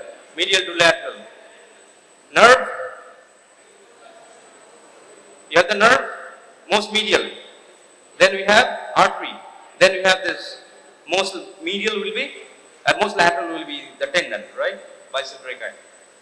Alright, so these are the relations which is present in the front side. Back side, we have these 2 muscles which is present on the back side, triceps and the anconeus and the tendon of it, which is extending. Medially, this ulnar nerve and this content which is present on the medial side, which is the muscle which is coming on here. The flexor muscle, flexor carpi ulnaris, which is present to it. And lateral extremes, that's a lateral collateral ligament which is present on the lateral side. We have this muscle supinator, extensor carpi radialis, etc., etc., lateral epicondyle based on the structures which is present to it. So these are the relationship of these things. Like if you're seeing this from the above, this is the front side, this is the back side, and this is a joint which is exposed, medial, lateral. This is the cross section picture. Coming to the blood supply. So all the arteries which are present around this particular joint, they are going to supply the vascular branches. That means we have the brachial artery, branch of brachial artery which is going in here. We have this particular brachial artery splitting into two branches, radial artery, collateral arteries, radial and ulnar artery. They give a collateral branches, they makes an anastomosis just like the knee joint has. The anastomosis around this particular knee joint, here have an anastomosis around this particular elbow joint. They are supplying this particular joint around these common sources, brachial artery and this radial and the ulnar artery. The collateral branches or anastomotic branches, they supply these things. Coming from this vascular supply, the blood supply corresponds with these arteries, the venous drainage of course. Coming to the innervations, whatever the nerves, the Hilton's law, whatever the nerve crosses this particular joint, they are going to supply this. So the nerves which is crossing in front, median nerve, the lateral you have this radial and ulnar and musculocutaneous. Out of these, more or less, every joint, median ulnar and collateral, median ulnar and this particular radial nerve, along with this MCA, musculocutaneous, which is present in this extreme, they supply these cutaneous innervations, the joint innervations to these particular joints. So this is about this particular joint relationship and the vascular supply.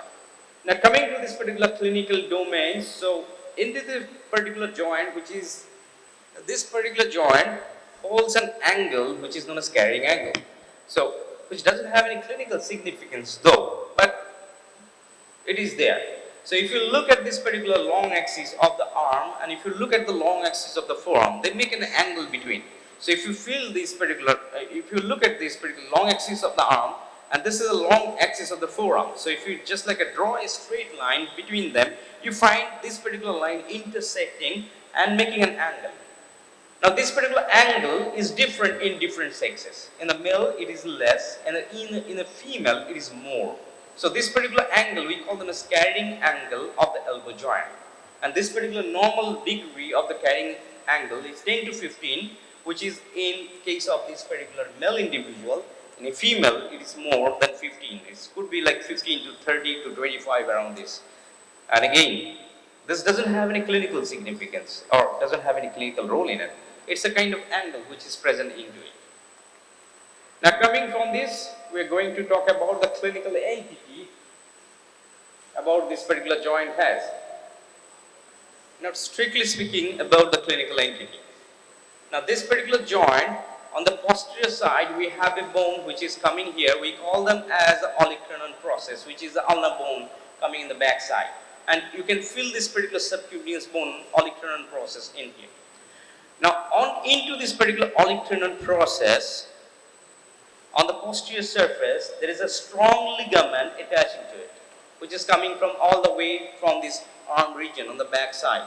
This particular olecranon process in the posterior surface, the muscle which is attaching to it, it's coming from the back, we call them as triceps. Now this particular triceps is inserting on the posterior surface of olecranon, intervened by some cushion material. So where the attachment point you are recognizing of this particular the triceps on the olecranon process, we have some cushion material present. We call this cushion material along with the ligaments as bursa. And this bursa, which is present to this particular triceps bone lower attachments, also we previously called as insertion. This lower attachments of this particular area, we have this bursa present around this triceps ligament. We call them as olecranon bursa. There are three varieties of the olecranon bursa is there. One is subcutaneous, which is present under the skin. One is present within this particular tendon itself. We call them as intertendinous portions of this particular subcutaneous of this particular olecranon bursa. And one is below or under this tendon. We call them as subcutaneous variety or segment of this olecranon bursa. Now, this particular olecranon bursa is prone to have frictions when, like Sijuti is sitting like this with the arm like this, right? So whenever you are pressing your olecranon process on your desk or any hard substance and you are basically compressing or rolling this. So if you keep this rolling for a longer period of time, which normally student does during this particular classes with this working desk, whatever you have in front, and that leads to the bursitis or inflammations of the bursa. An inflammation of olecranon bursa, we call them as olecranon bursitis. Now this particular olecranon bursitis is more commonly seen in case of these particular students. So that's why we call this olecranon bursitis as student's elbow. So if it is involved or inflamed, this olecranon process, and it looks like this enlarged over here because of this particular rolling or frictions of this bursa and enlarged like this. So we call this as olecranon bursitis, also known as student's elbow. So this could be in our exam short note or exam explain why about this olecranon bursa or olecranon bursitis. Given a clinical picture like a school children of 10 years grade coming to your clinic with the swelling on the back side, which is looking like this, and it's extremely painful, tenderness, and it might have some kind of low grade fever associated with it. With your anatomy knowledge, what could be possible factors which might be involved in these particular clinical conditions? So they will be giving number of choices based on this, and you have to just like one of the choices may be related to your anatomy knowledge, which will be like olecranon bursitis. That's what you have to understand and appreciate. This particular thing is there, or they may be just like giving this clinical thing about giving the same clinical picture and asking you about whenever this particular arm is extended, this particular thing pains. That means whenever this particular arm is extended, who is extending the arm? The triceps is the arm extender. So whenever you are making this triceps work, extending, these things are paining. So that gives the clinical thing about this particular insertion point about this region is paining. So this is in true sense related to this particular elbow joint or this insertion point on into this particular elbow joint clinical things. Apart from that, we have two other entities which are basically involved in these condyles or epicondyles. We call them as tennis elbow and golfer's elbow. So this particular tennis elbow and the golfer's elbow is basically inflammations of these epicondyle. One is medial epicondyle, other is lateral epicondyle. The medial and lateral epicondyle, these attachments of this particular superficial flexure groove and superficial extensor groove of muscles, they are commonly attached to this. The tennis elbow, where we have the lateral epicondyle, which you can feel over here, is tender. So if you ask the patient, they will be having problem into this particular movement, which is repeated forearm movement. Just like this particular thing is more common in tennis players, but it's a common problem with this particular homeworks as well. So this particular problem, which is the carpenters or the person who are using the forearm move, they have the problem. They have the problem which is like washing the clothes, like whenever they are twisting this clothes, they are paining. They cannot do that because this particular area, forearm extension point, is tender. So this is one of the things which is present here. We call them as a tennis elbow, which is a repeated straining on this to these particular attachments of these lateral epicondyle muscles, which is known as common forearm superficial flexure muscles. Similar thing on the other side, which is this medial epicondyle has, where we have this all the extension muscles attached, superficial group. They're coming in here with this repeated straining and stretching. The same thing which is happening on the medial side. We call this medial epicondyle, is also known as golfer's elbow. So these are the two elements along with this particular ulnar bursitis. They are clinically important. So whenever you are given this particular exam thing, you have to explain the normal anatomy first. What is epicondyle? What are the significance? What are the normal anatomy? And then you have to talk about this disease thing in short. So you cannot jump into directly writing about the disease itself without discussing the anatomy. You may write it, but out of 4, you will be giving 1 marks. So you have to explain the anatomy first, relevant to this particular disease, which is expected of you because you are taking the anatomy course. And knowing this particular normal thing, then the deviations, which is the abnormal thing, then you have to talk about. Then you will get the full wholesome marks related to this particular clinical problems. Alright, so this is about this elbow joint. We talk about this and we learned about this particular elbow joint, and this particular elbow joint along with the cuboidal joint we have talked about. So we're talking about the other joint which is also relevant to us. We call them as radio-ulnar joint. So this is kind of like a pretty straight joint whenever you're going to talk about. So it's a union of the bones which is taking place between this radius and ulna. Now this particular joint have got 3 sub-varieties of the joint. The joints is taking place in the upper end of between this particular bone. We call them as superior radial ulnar joint, which is a part of cubital joint because of the common sharing of the capsules we just talked about. Then we have this middle portion, which is uniting between this particular shaft of the bones, which is known as middle radial ulnar joint, and the lower part, which is joining, of course, the lower end of this particular bone. We call them as lower or inferior radial ulnar joint. So we have to talk about this particular thing, radial ulnar joints. So in an examination, it could be given the whole joint itself, radial ulnar joint. That means you have to discuss all the three of them, or maybe just given a fractions of them. What is the radial ulnar joint, and discuss about this one variety, superior or middle or inferior, any of them. Depending on these things, you have to follow and write accordingly. So, superior radial ulnar joint, which is taking place with this particular head of the radius, which is joining with this particular radial notch with the ulna, united by this particular ligament, we call them as annular ligament, and it is covered with the capsule, which is common with this particular elbow joint capsule, which is extending down, we just talked about. And below we have a reinforcing ligament, we call them as oblique cord. And then we have this particular ligament joint, which is taking place between this interosseous border of these two corresponding bone, we call them as syndesmosis or fibrous variety of the joint. This is middle radial ulnar joint. The lower variety of the joint, which is taking place in the lower end of this radius and the ulnar head, which is uniting and making this inferior radial ulnar joint. We take one joint at a time and talk about that. This is most talked about this particular amongst these particular three varieties, superior radial ulnar joint, and the clinical things related to it. We just talked about this particular thing. What are the types of the joint? It's a synovial joint. It's a special variety of the joint. It is known as pivot variety of joint. Now, pivot is a thing which is making a rotating movement which can be taking place between an axis over here. So, whenever this particular joint is making a movement, it is making a circular rotatory movement. It rotates on the same axis, doesn't have this movement much, it rotates or halfly rotates over here. So, this particular rotation movement which is taking place between this head of the radius into this particular ulnar notch, we call this pivot joint movement or rotatory movement which is taking place. There are similar kind of movement taking place in the shoulder joint, in the neck joint, whenever you are nodding the head or moving the head, right? So, same movement taking place over here. So, this is a kind of another pivot joint movement. You are moving this head side to side. This is another variety. Synovial variety, pivot joint. Articulation, you have to mention about which are the parts of the bone making this articulation. Talking about the ligaments and this reinforcement.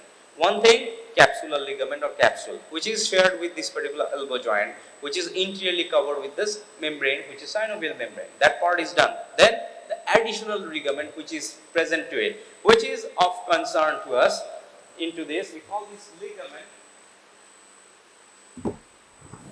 call this ligament as annular ligament, which is present surrounding this particular head region, which is circumflex ligament. So this annular ligament is put in a star on it. That means it's a high area we have to know about. So we have to discuss about this particular annular ligament. So what is an annular ligament? So if you look at this particular joint structure over there, you see that surrounding the head we have this particular collar-like ligament encircling to it, attaching on the two margins of this radial notch on the ulna, anterior and the posterior. This is the picture which you are seeing from the top. So this particular joint is exposed. We are looking from above how this particular radial joint is looking like, and this is a point or this is a picture. You are seeing that from the front side. So you are looking from the front side of the joint, and this is what you are looking on the top side. So this is the head of the radius, the circular thing which you are seeing here, the olecranon process, which is making a bend like this, and this is like a trochlear notch, and this is the radial notch which is present.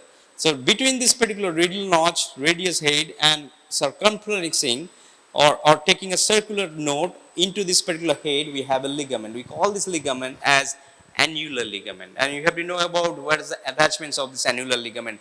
Anterior attachments, anterior pillar of this radial notch, posterior attachments on the posterior pillar of the radial notch, from front to back. This is how it is attached. And what is the functions? It is holding the head region into this particular radial notch, so that whenever the movement is taking place, it doesn't slip out. Alright. So this is about the annular ligament, the normal anatomy, how these things are placed, and what are the functions of this, and what are the utility of this ligament in respect to superior radial ulnar joint. Now coming to the clinical point. Now what is the clinical significance of this? Now you see this particular ligament, annular ligament, which is a kind of fibrous structure. This is a non-stretching material. That means made of filament fibers. It cannot be stretched. Now, when we are young, this particular head has a lesser circumference than we are grown up. You following what I am saying? In case of the young children, when we are young, the circumference of the head, that means the diameter of the head, of the radius, is less. As we grow, it grows. And it fits into this annular ligament as we are grown. So when we are young, this particular annular ligament is a loose fitting structure around the head of the radius. I repeat again.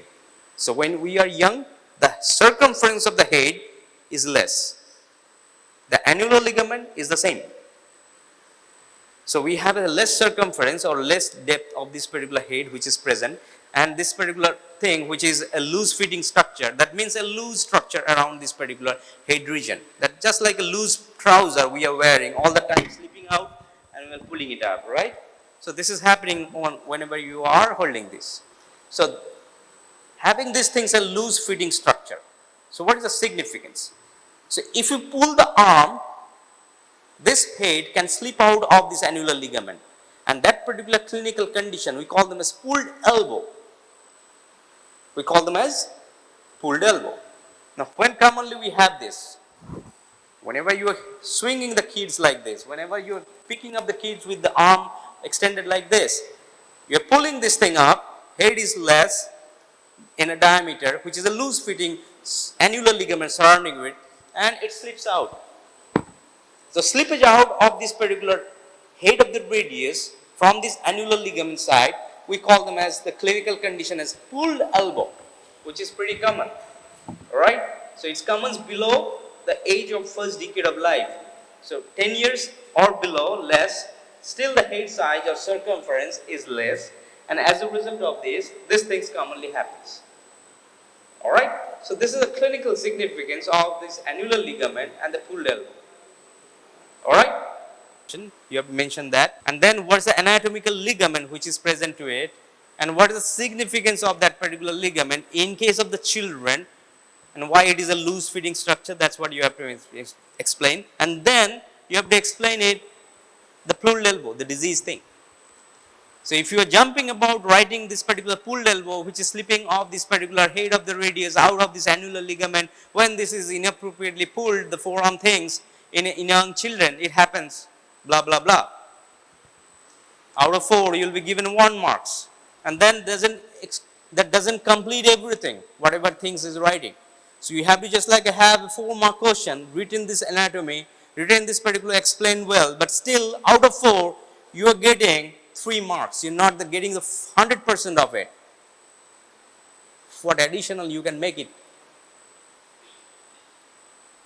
So even you have written this particular anatomy, this explanation very well, you have to missing one thing.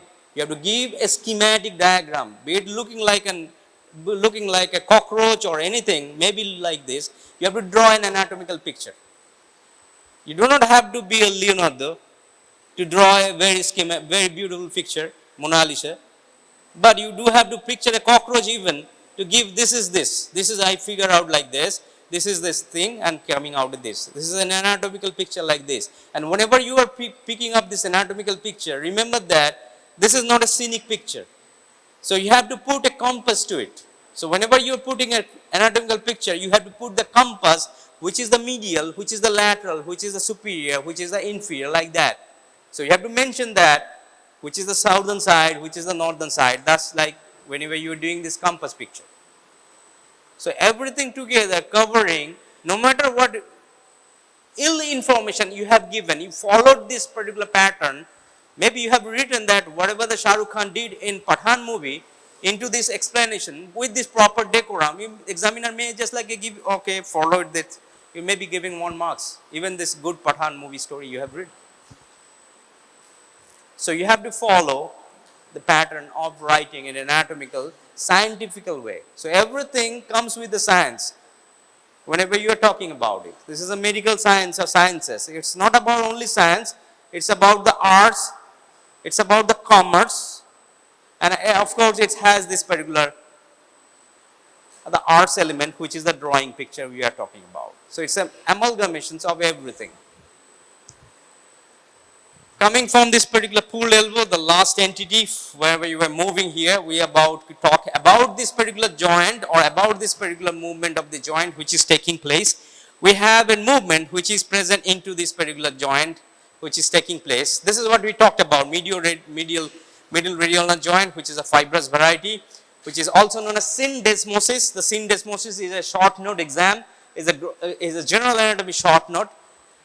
And inferior radial joint, which is the type of joint which is taking place. Syndesmosis, you prepare that. This is a basic kindergarten question. I am not going to talk about that. Inferior radial joint, again synovial variety. It's a kind of synovial pivot variety. And in articulations and this particular, along with this, it has a ligament which is known as capsular ligament, anterior posterior ligaments which has an additional disc which is known as articular disc which is fitting into it. So these are the three elements about this particular joints that you have to mention about this particular elements on this particular radial joint, superior, middle, inferior, emphasizing on the superior radial joint, knowing about the clinical thing of course, and along with this particular inferior, you have to talk about the middle one, which is syndesmosis, which is a interosseous membrane which is joining there, and syndesmosis is a general anatomy short note. You find the general anatomy book, you find about this particular syndesmosis and prepare that as an exam short note. So from here we are moving to this particular movement which is taking place between this particular radial joint. This is again an exam short note. The movement which is taking place between this particular radial joint, we call them as supination and pronation. So what is supination and what is pronation, that you have to mention. So what is supination and supination? That means it is a rotation movement of the upper limb which is taking place. This particular movement, when it is taking into place, the forearm and the palm is facing down. So it's a rotation movement of the arm, of the forearm or upper limb, when your palm is facing down. Now you have to have this particular movement exercised in a particular position. So this particular elbow joint, this is an extended position. This is flexed. And this is middle of the flexion and extension. We call them as semi-flexed. So in the semi-flexed condition, if you are rotating your forearm and the palm and you are making this particular palm and forearm face the earth, this particular movement we call them as supination. So where it's a rotation movement of this forearm between this radial ulnar joint, where this particular forearm and the palm is facing the earth or facing down. So this is a definition. This is the joint which is involved in it. The reverse thing of the supination. Again, it's a rotation movement of the upper limb between this particular forearm bones or forearm radial joints, where this palm and the forearm in a mid flexed position of the elbow is facing the sky or facing upwards. So when this palm and the forearm is facing up, we call them as pronation, where it is down.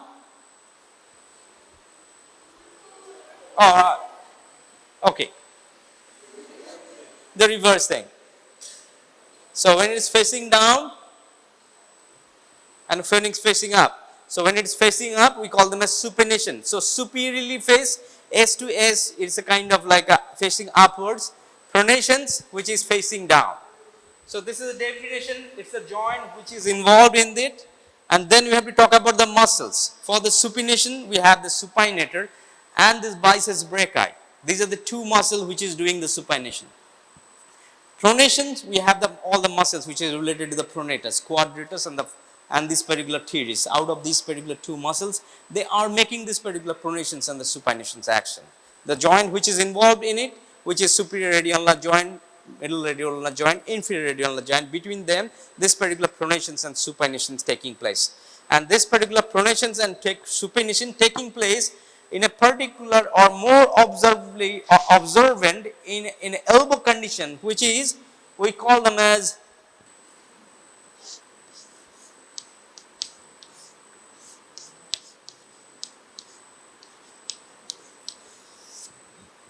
the mid flexed position of this elbow joint. So it's a middle flexed position. You have to tuck this particular elbow joint to the trunk body so that this particular thing doesn't move away or move down. Then we just like to do this particular movement up and down, facing down and pressing up. So pronation, which is going down, supination, which is facing up. Muscles involved in it, joints involved in it, and this particular movement is either we are helping this with the help of this movement, either you are picking these things up or putting it down. So this particular movements which is taking place between this is kind of like exam short note. So radius which is rotating around here.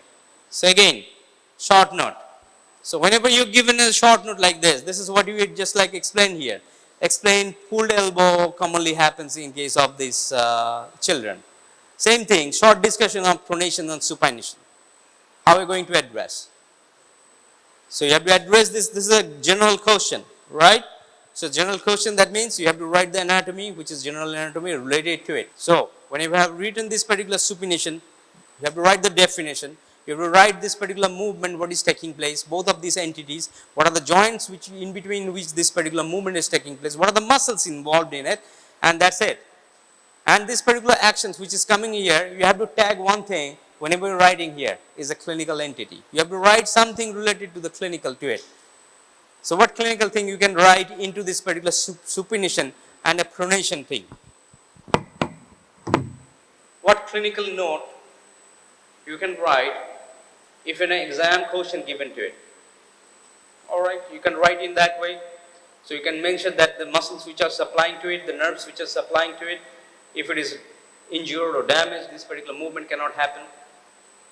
Similar thing also you can go by the joints. If you have the disruptions of the joints, which is involved in superior large joint, pulled elbow kind of things, these things cannot move properly, supination, pronations cannot be done. If you have inflammations of these ligaments, the capsules around this particular joint, so you have a painful supination and pronation. So that's why you have to just like answer it accordingly, based on this clinical thing.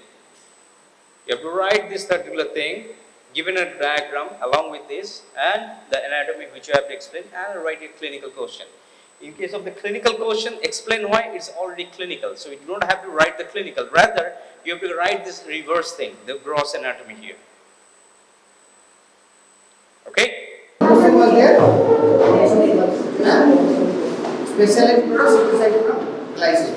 First point, what is written? All of you correct it. So what is written? First point is synthesis of gene synthesis. Written first. What is written?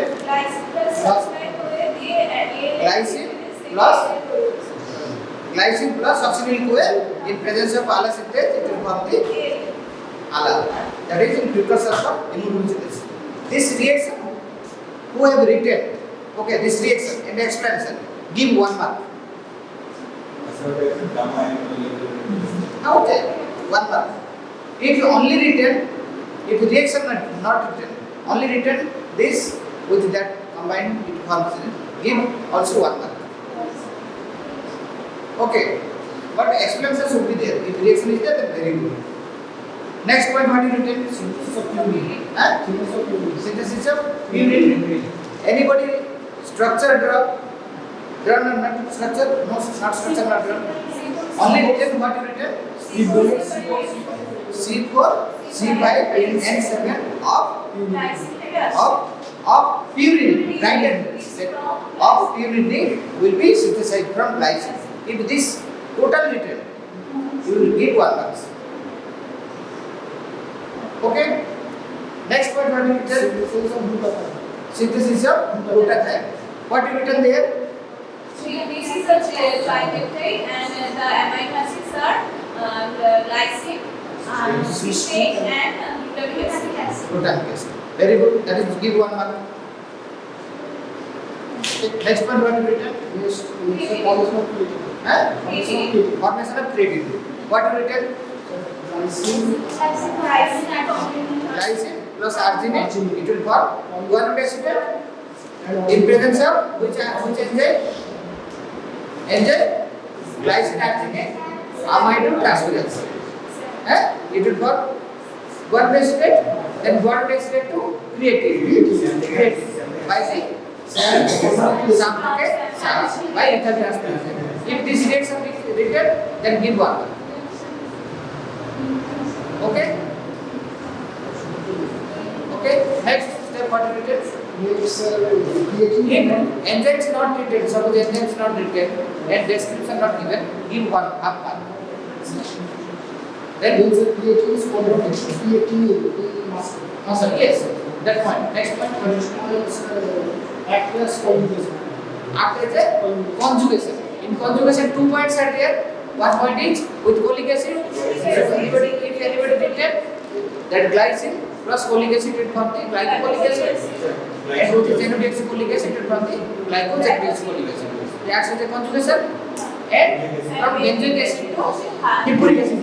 These 2 points written give 1 mark. If one only written only as a 1 point written, give half mark. Conjugation said 2 points are there. If 1 point written, give half. If 2 points written, give 1 mark. Okay? Next. In collagen is daily half. In collagen is daily half. In next one, it is in collagen synthesis. In collagen synthesis, every third amino acid is a glycine. That means glycine acts as a constituent. It is an important constituent of the synthesis of okay. If written 1 mark. So anybody got 5? So wait, 5 pages. Okay. Differentiate, how to differentiate? You can go. Sit. You come. Question is hyperammonemia. What is written hyperammonemia? First point.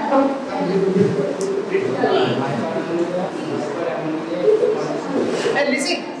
Hyperammonemia. Hyperammonemia is the condition when amount of energy increased in body. Increase in ammonium ion, increase in blood. If anybody written the definition, if ammonium ion, you sign it. If level of ammonium ion will be increased in blood more than 80 microgram per dl. That point you give 1 mark. If this point written. Okay. Next, what you written? It can be divided into two types: acquired and hyperammonemia. Types. Acquired and innate. Acquired, what you written? Acquired hyperammonemia is happens due to liver cirrhosis. Due to cirrhosis liver. What is cause? Other causes? Hepatitis, liver carcinoma, and biliary duct obstruction. In this, if written 1 mark. And if another 1 point is there, that is genetic defect. Inherited genetic defect. Listen, genetic defect. What you written? Defective of enzymes in urea cycle. Okay, 2 enzymes. Then you have to write down. You have to write 2 enzymes. Okay, one is CPS, carbamyl phosphate synthase, another is ornithine transcarbamyl. Then you will that is 1 mark. Okay, 2 marks plus definition. 3 marks. Next, how it is toxic to brain. That will be explained. Result neurological disorder like slurring of speech and blurring of vision. Yes. How? When alpha nucleic acid that is intermediate of Say cycle. reacts with then What? glutamine. Yes. That point you have to write. Alpha-beta glutarate will be utilized for the ammonia trapping. Okay. So level of alpha-beta glutarate will be increased. Increase for the utilization of ammonia trapping. It's for glutamate. So as a result, for the intermediate in TCA cycle, as a alpha-beta glutarate concentration will be decreased. So ATP synthesis will be diminished or decreased. Okay, that point if that point written, that is 1 mark. Another is utilization will be how hyperammonemia occurs.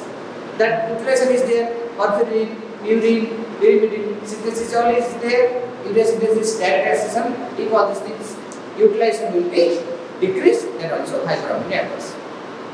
This point for 1 mark. Understood? How much segregation is there? Okay. Okay. Anybody got out of 5 hyperammonemia? Not get. Anybody? You 5 page? 4 माने 3 and 4 of the page decreased or disposal ammonia will be diminished. Okay. Now see this. What is this slide? Related to which metabolism? Related to amino acid metabolism. Very good. What this slide indicates? What it indicates? Anybody?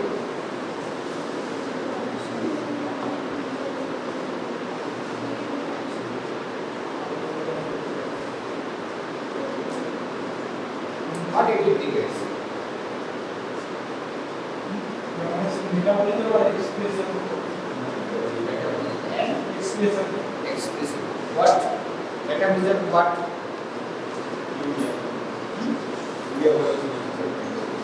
Only in metabolism. So many other things are there. Bilirubin is there. Glucosamine 6-phosphate is there. These are all these things are there.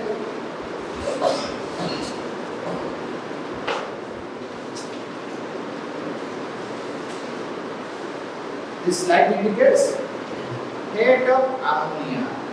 Head of ammonia or disposal of ammonia. Understood? Head of ammonia or disposal of ammonia. That means from ammonia what things can be synthesized or how ammonia can be utilized for what things. Ammonia, from ammonia what things can be synthesized. Understand? That means from ammonia urea can be synthesized. Understood? Purine can be synthesized. Because in purine and pyrimidine, nitrogen atom is there. Understand? That nitrogen atom from where you get? You get from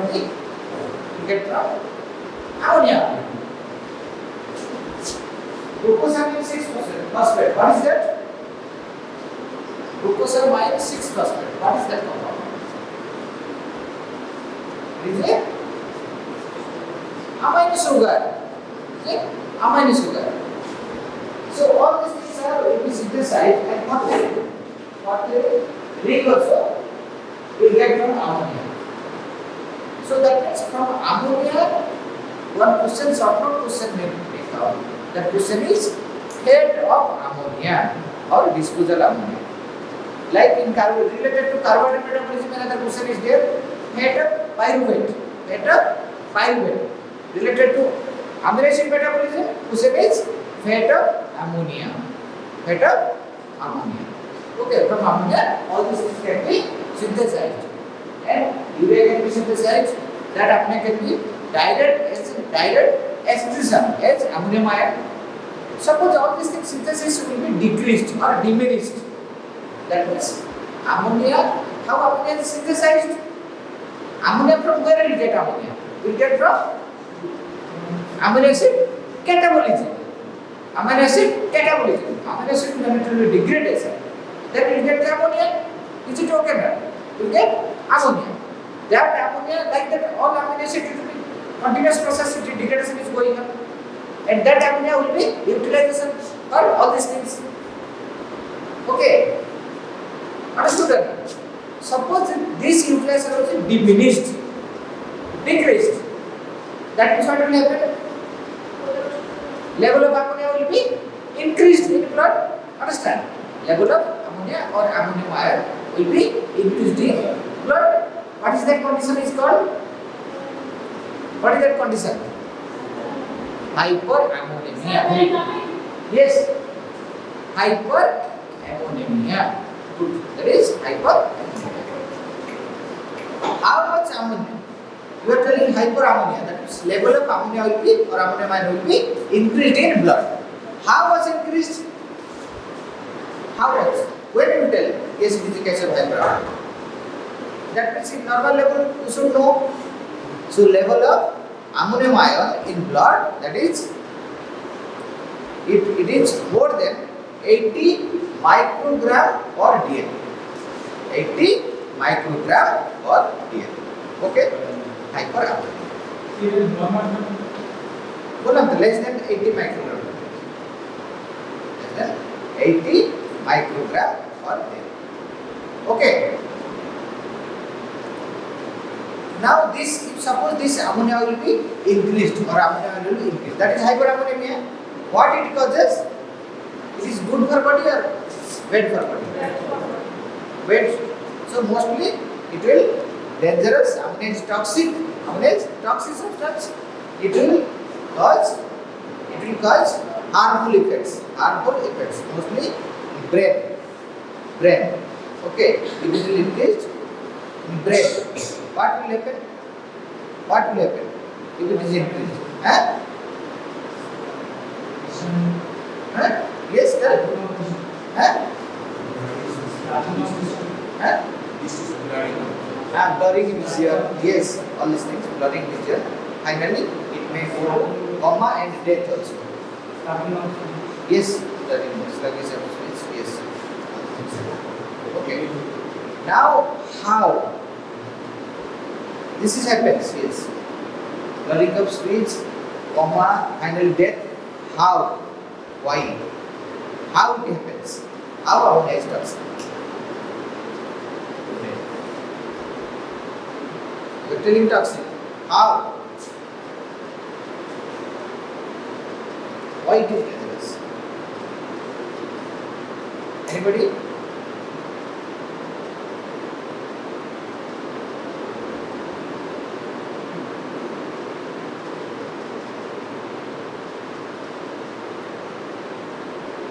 Ammonium ion will be increased or level of ammonia will be increased.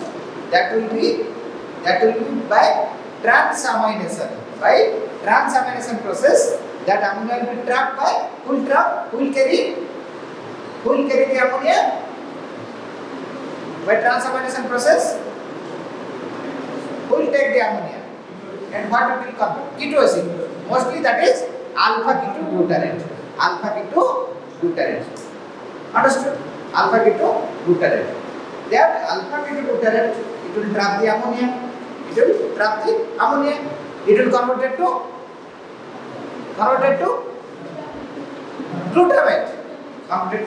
glutamate.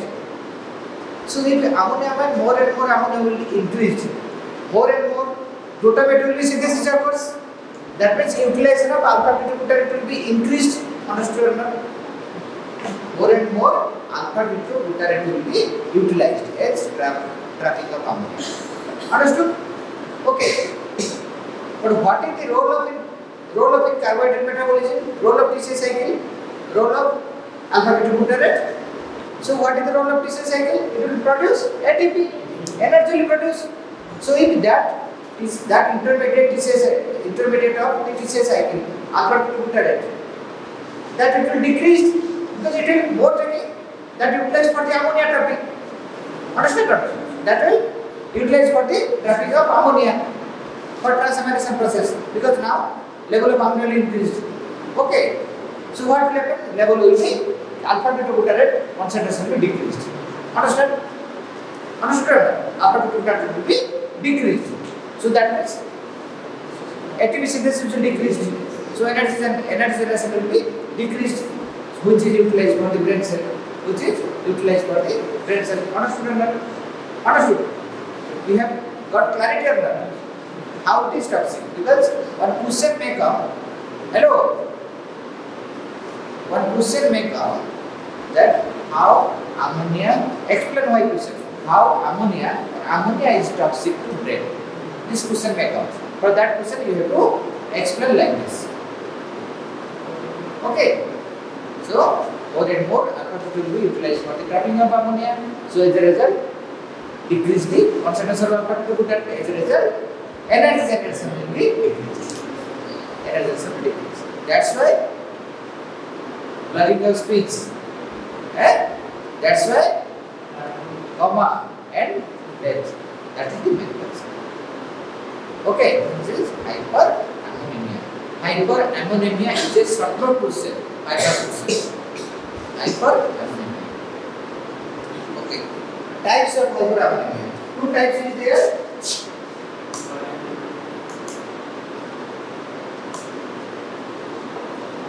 Two types is there. One is acquired hyperammonemia, another is inherited hyperammonemia. Acquired means that will be caused due to cirrhosis of liver cirrhosis. Okay, what will happen? There due to destruction of liver cells, hepatic cells will be destroyed.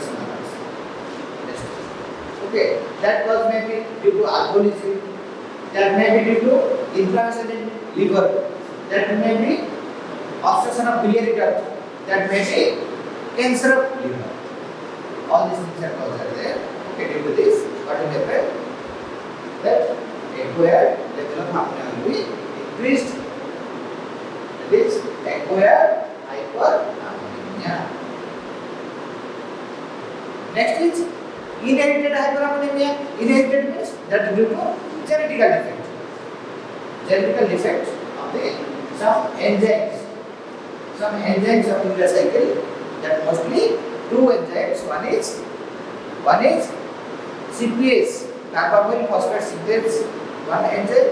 Another is OTC, Kuhlmann OTC, ornithine transcarbamylase, and carbamyl phosphate synthase. These two enzymes will be defective in there. As a result, what will happen? More and more ammonomine will be increased. Concentration of ammonomine will be increased in the as a result, it causes hyperammonemia. Understood? Understood? Enzyme is one is carbamyl phosphate synthase, another one is ornithine transcarbamylase. Okay, understood? So suppose hyperammonemia short notes may come. What will written? First you have to write definition of hyperammonemia. First point you have to write definition of hyperammonemia. Next you will write utilization will be decreased. Next you will write how it causes toxic to the brain, how it is harmful. Next you will write types. Okay, 3 these types 2. Total 5 marks. I will write understood. Understood that hyperammonemia very important. Okay, okay. All of you understood? Or any doubt? Understood clearly?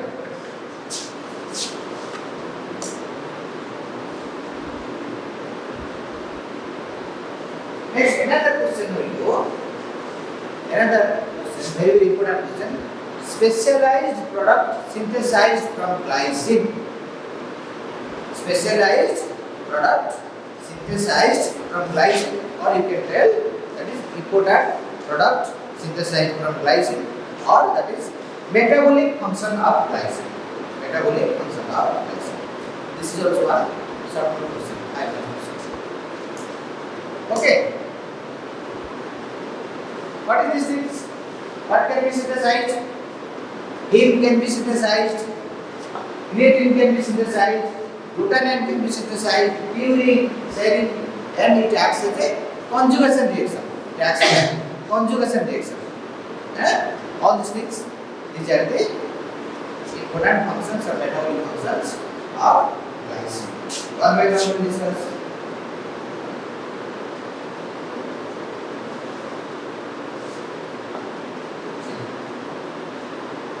Another also important point is that it is a important constituent of protein. That means in collagen synthesis, every third amino acid is glycine. Every third amino acid is glycine. One by one point to discuss. Suppose that question will comes important products synthesized from glycine. First, what you have to do? You have to write these products. All these products you have to write one by one. 5 points you can write. 5 points you can write. And after that, one by one point, just you can elaborate.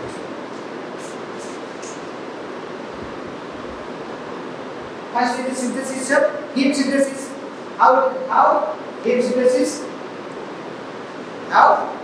When glycine combines with succinyl CoA. Glycine combines with succinyl CoA, then it will form alpha. Delta amino libulinate. In presence of which enzyme?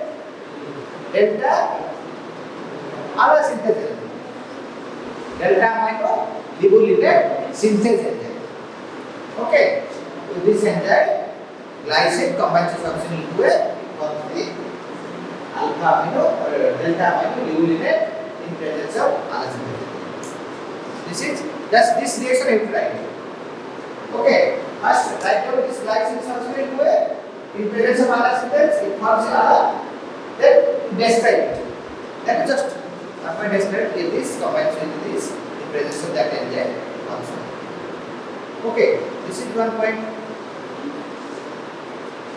After this finish, one is hyperammonemia, another is important products synthesized from glycine. These two questions I will give you for reading. Okay, so listen carefully. After reading finish, you have to write it. These two questions. Then it's synthesis of pyridine. Synthesis of pyridine. In pyridine, C4, C5 and N7. C4, C5 and N7. Where you will get? You will get from the glycine. You will get from the glycine. Second point. Suppose this structure, suppose you are not remembering that this structure, you can directly write C4, C5 and N7 of pyridine will be donated by glycine. This point you can write. Total structure, suppose you are not remembering. If anybody remember, you can write clearly that is finished. Good.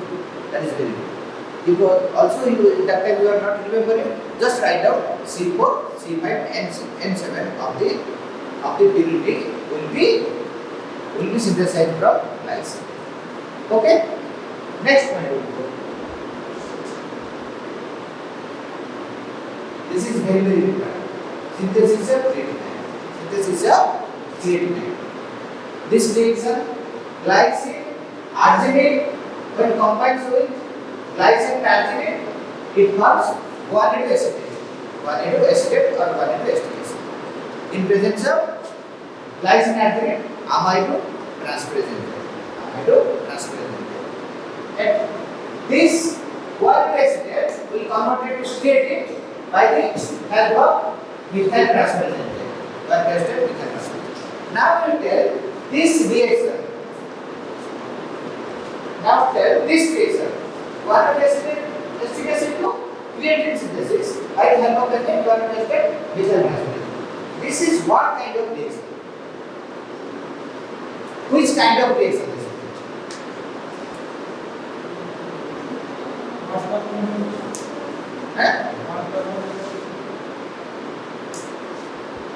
Which kind of reaction this is? What type of reaction? In related to amino acid metabolism, how many types of reactions you know? What are the reactions? Different reactions? 10 different reactions tell. Different kind of reactions tell. You tell. Different kind. What reactions are there? Huh?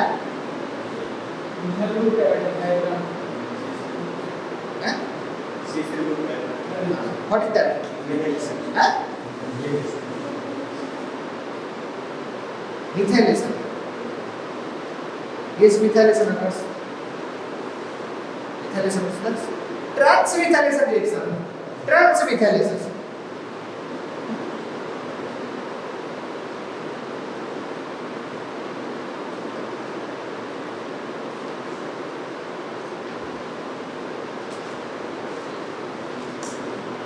SAM, what is SAM? S-adenosine methionine. S-adenosine methionine SAM is the active form of what? Active form of SAM is the active form of what happened? Why you are not reading it? Why you are not reading it? You are telling exam is there, exam is there. But still now it has not started.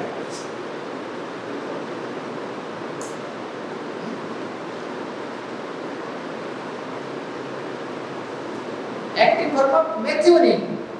SAM is the active form of methionine. S-adenosine methionine. That is SAM. Active form of methionine. It is a very important biochemical. SAM is very important. S-adenosine methionine. That is the active form of methionine. What happens? That SAM, S-adenosine methionine, it has the methyl group. That methyl group will transfer to whom it will? That methyl group to whom it will transfer? It will transfer to guanidinium excretion. It will transfer to guanidinium excretion. As a result, it will form the creatine. It will form the creatine. And after donating the methyl group, SAM it is converted to SAM. SAM converted to SAM. Okay. S adenosyl homocysteine.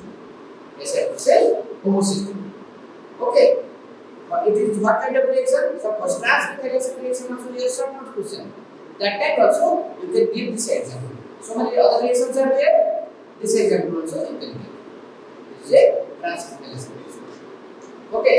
After, have you understood? First, glycine with acetate will form the guanidinium acetate. What acetate will convert to creatine. How will convert to creatine? By the help of methyl transfer acetate. Who will donate the methyl group? Donated by the SAM. Anywhere methyl group donated is there, SAM. S-adenosyl methionine. Okay, S-adenosyl methionine. Then after donating the S-adenosyl methionine is self converted to S-adenosyl. Okay, understood? Understood clearly?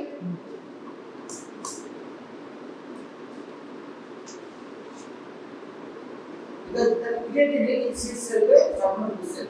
That time you have to write all this. Now, this creatine will convert it to creatine phosphate and creatine phosphate to creatinine. Now, this reaction where occurs? Anybody can tell? This first reaction where occurs? Second reaction where occurs? First reaction occurs in the kidney. Okay, kidney. That glycine arterial converted to acetate. This reaction occurs in the kidney. Step 1. And step 2 where occurs? Transmethylation reaction where occurs? Liver. This reaction occurs in the liver. Next 2 steps are there. Creatine phosphate and creatine. This reaction occurs in the where it occurs? Anybody can tell? Where it occurs? This 2 steps reactions where it occurs? Where it occurs? Okay. Both are in muscle. Because the storage form is creatine phosphate, so creatine phosphate by the creatine kinase, and creatine phosphate to creatinine. Here, one thing you have to see.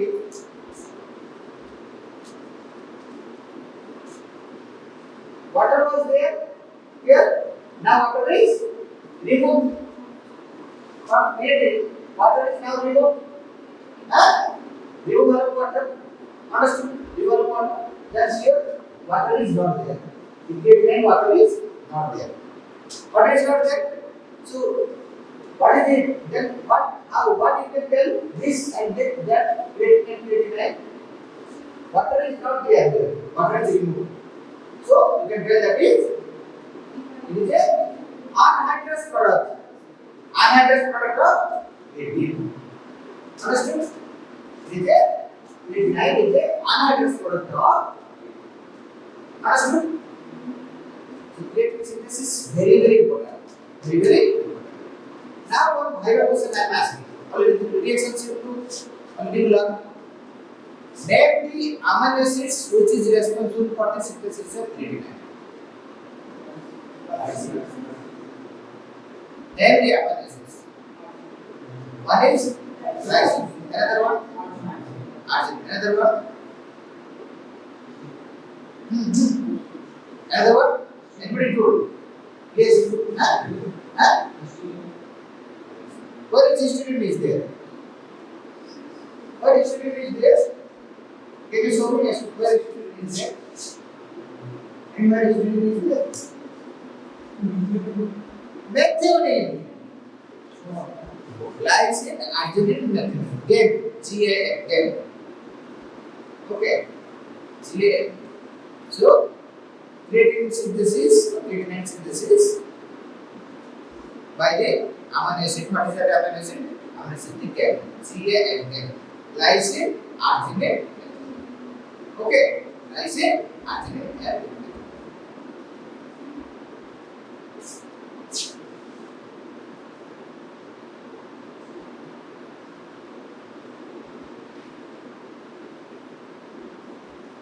next is synthesis of glutathione. Glutathione. What is it? What is a dipeptide? What is a tripeptide? What is peptide? What is peptide?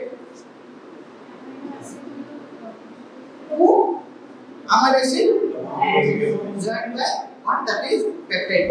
Peptide. Two amino acid. How many peptide is there? One peptide. One peptide. Three amino acid. Two peptide. Okay. What we tell that is a tripeptide. Amino acid is three. Peptide bond will be two. That is tripeptide. So glutathione is a tripeptide. What is the full form of glutathione? Glutathione very important. Glutathione full form. What is the full name of glutathione? That is how many amino acids? Three amino acids are there. Like creatinine. Three amino acids. Here, lysine acid here. Yes. Gamma, glutamate, cysteine, lysine. Okay, glutamic acid, cysteine, and lysine. Three amino acids are there in glutathione. Okay.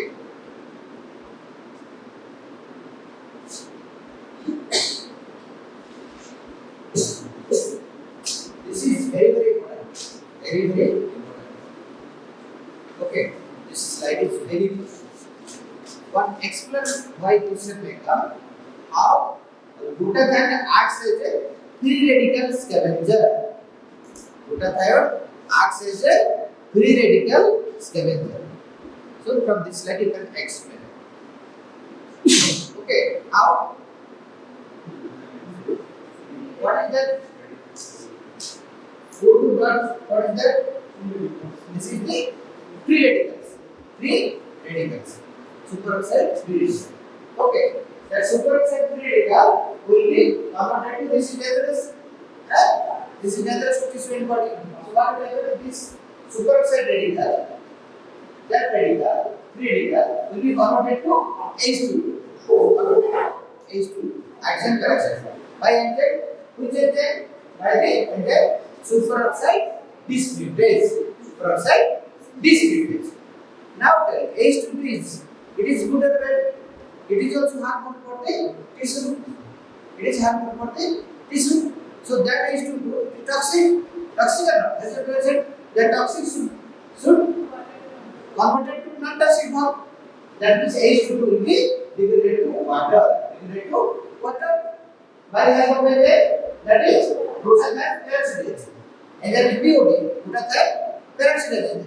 Now the role of POD, glutathione peroxidase. How it will help? How it will be caused? How it will be affect? See here, POD is there. That POD for that require. What is that? This glutathione. Reduced form of glutathione. Then glutathione is dependent. Understand? Glutathione dependent. Okay. Understood? Glutathione dependent. So reduced glutathione. Reduced glutathione. How it will form? This glutathione. It is how it is formed? It is formed from the oxide glutathione by the help of a glutathione reductase. Glutathione reductase. Understood? Understood? Glutathione reductase. Okay. And then glutathione reductase depends upon NADPase. Or interleaving.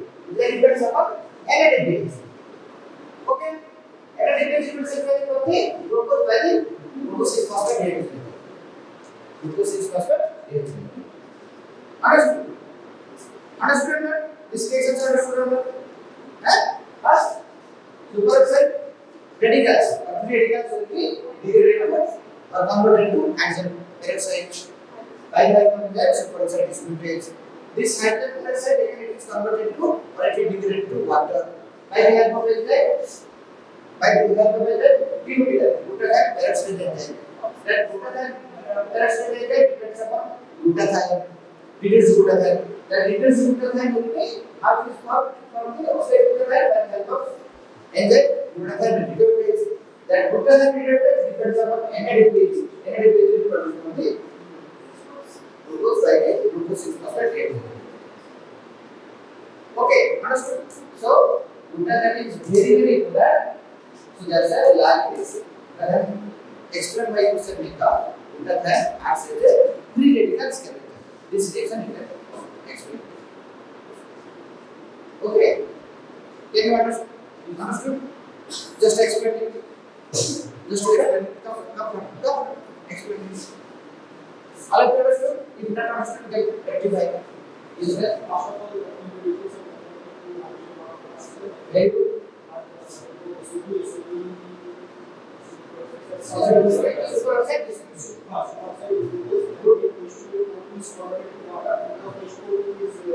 Toxic for our products, so we are there the engine that are toxic. And in this process, we put a glutathione and glutathione is synthesized on oxide glutathione. In this process, ADP is ADP is from glucose, and from glucose, ADP is produced with the help of G. Yes. This slide you understood? This is very important. Because learning how glutathione acts as a free radical scavenger, this slide you can understand. Okay.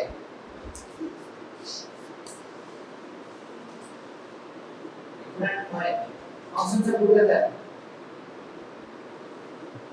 Integrity of participant product. Other functions are that you have to read. Next is conjugation reaction. Next is conjugation reaction. What are the bile acids? Bile acids are bile acids, folic acids and glycogen. So what will happen? When glycine will combine with already in bile salt, in urine, exams class already discussed.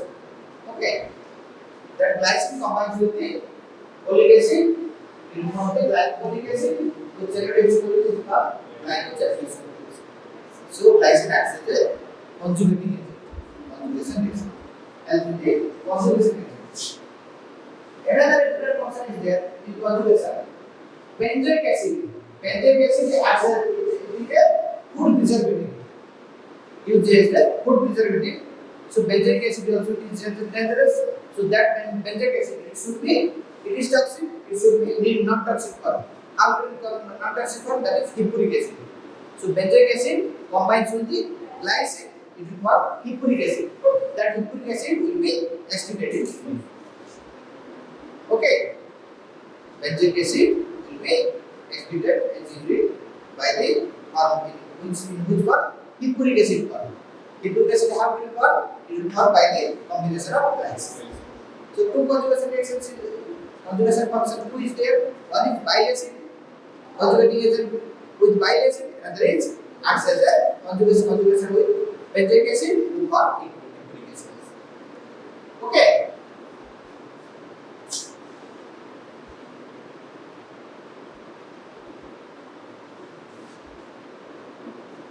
Glycine also it's a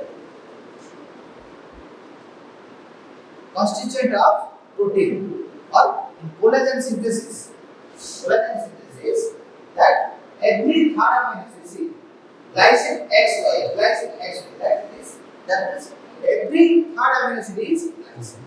Understood? Every third amino acid is glycine. Okay. So all functions you know. One is synthesis of heme. Second function is one is function of heme. Okay, from glycine chemical. Second purine synthesis. Helps in the purine synthesis. C4 C5 reaction.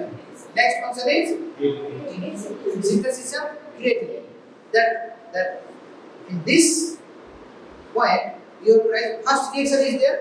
Glycine with arginine, it will form one ester, then it will form the creatine. Up to this you can write. Total reactions not required. First step you have to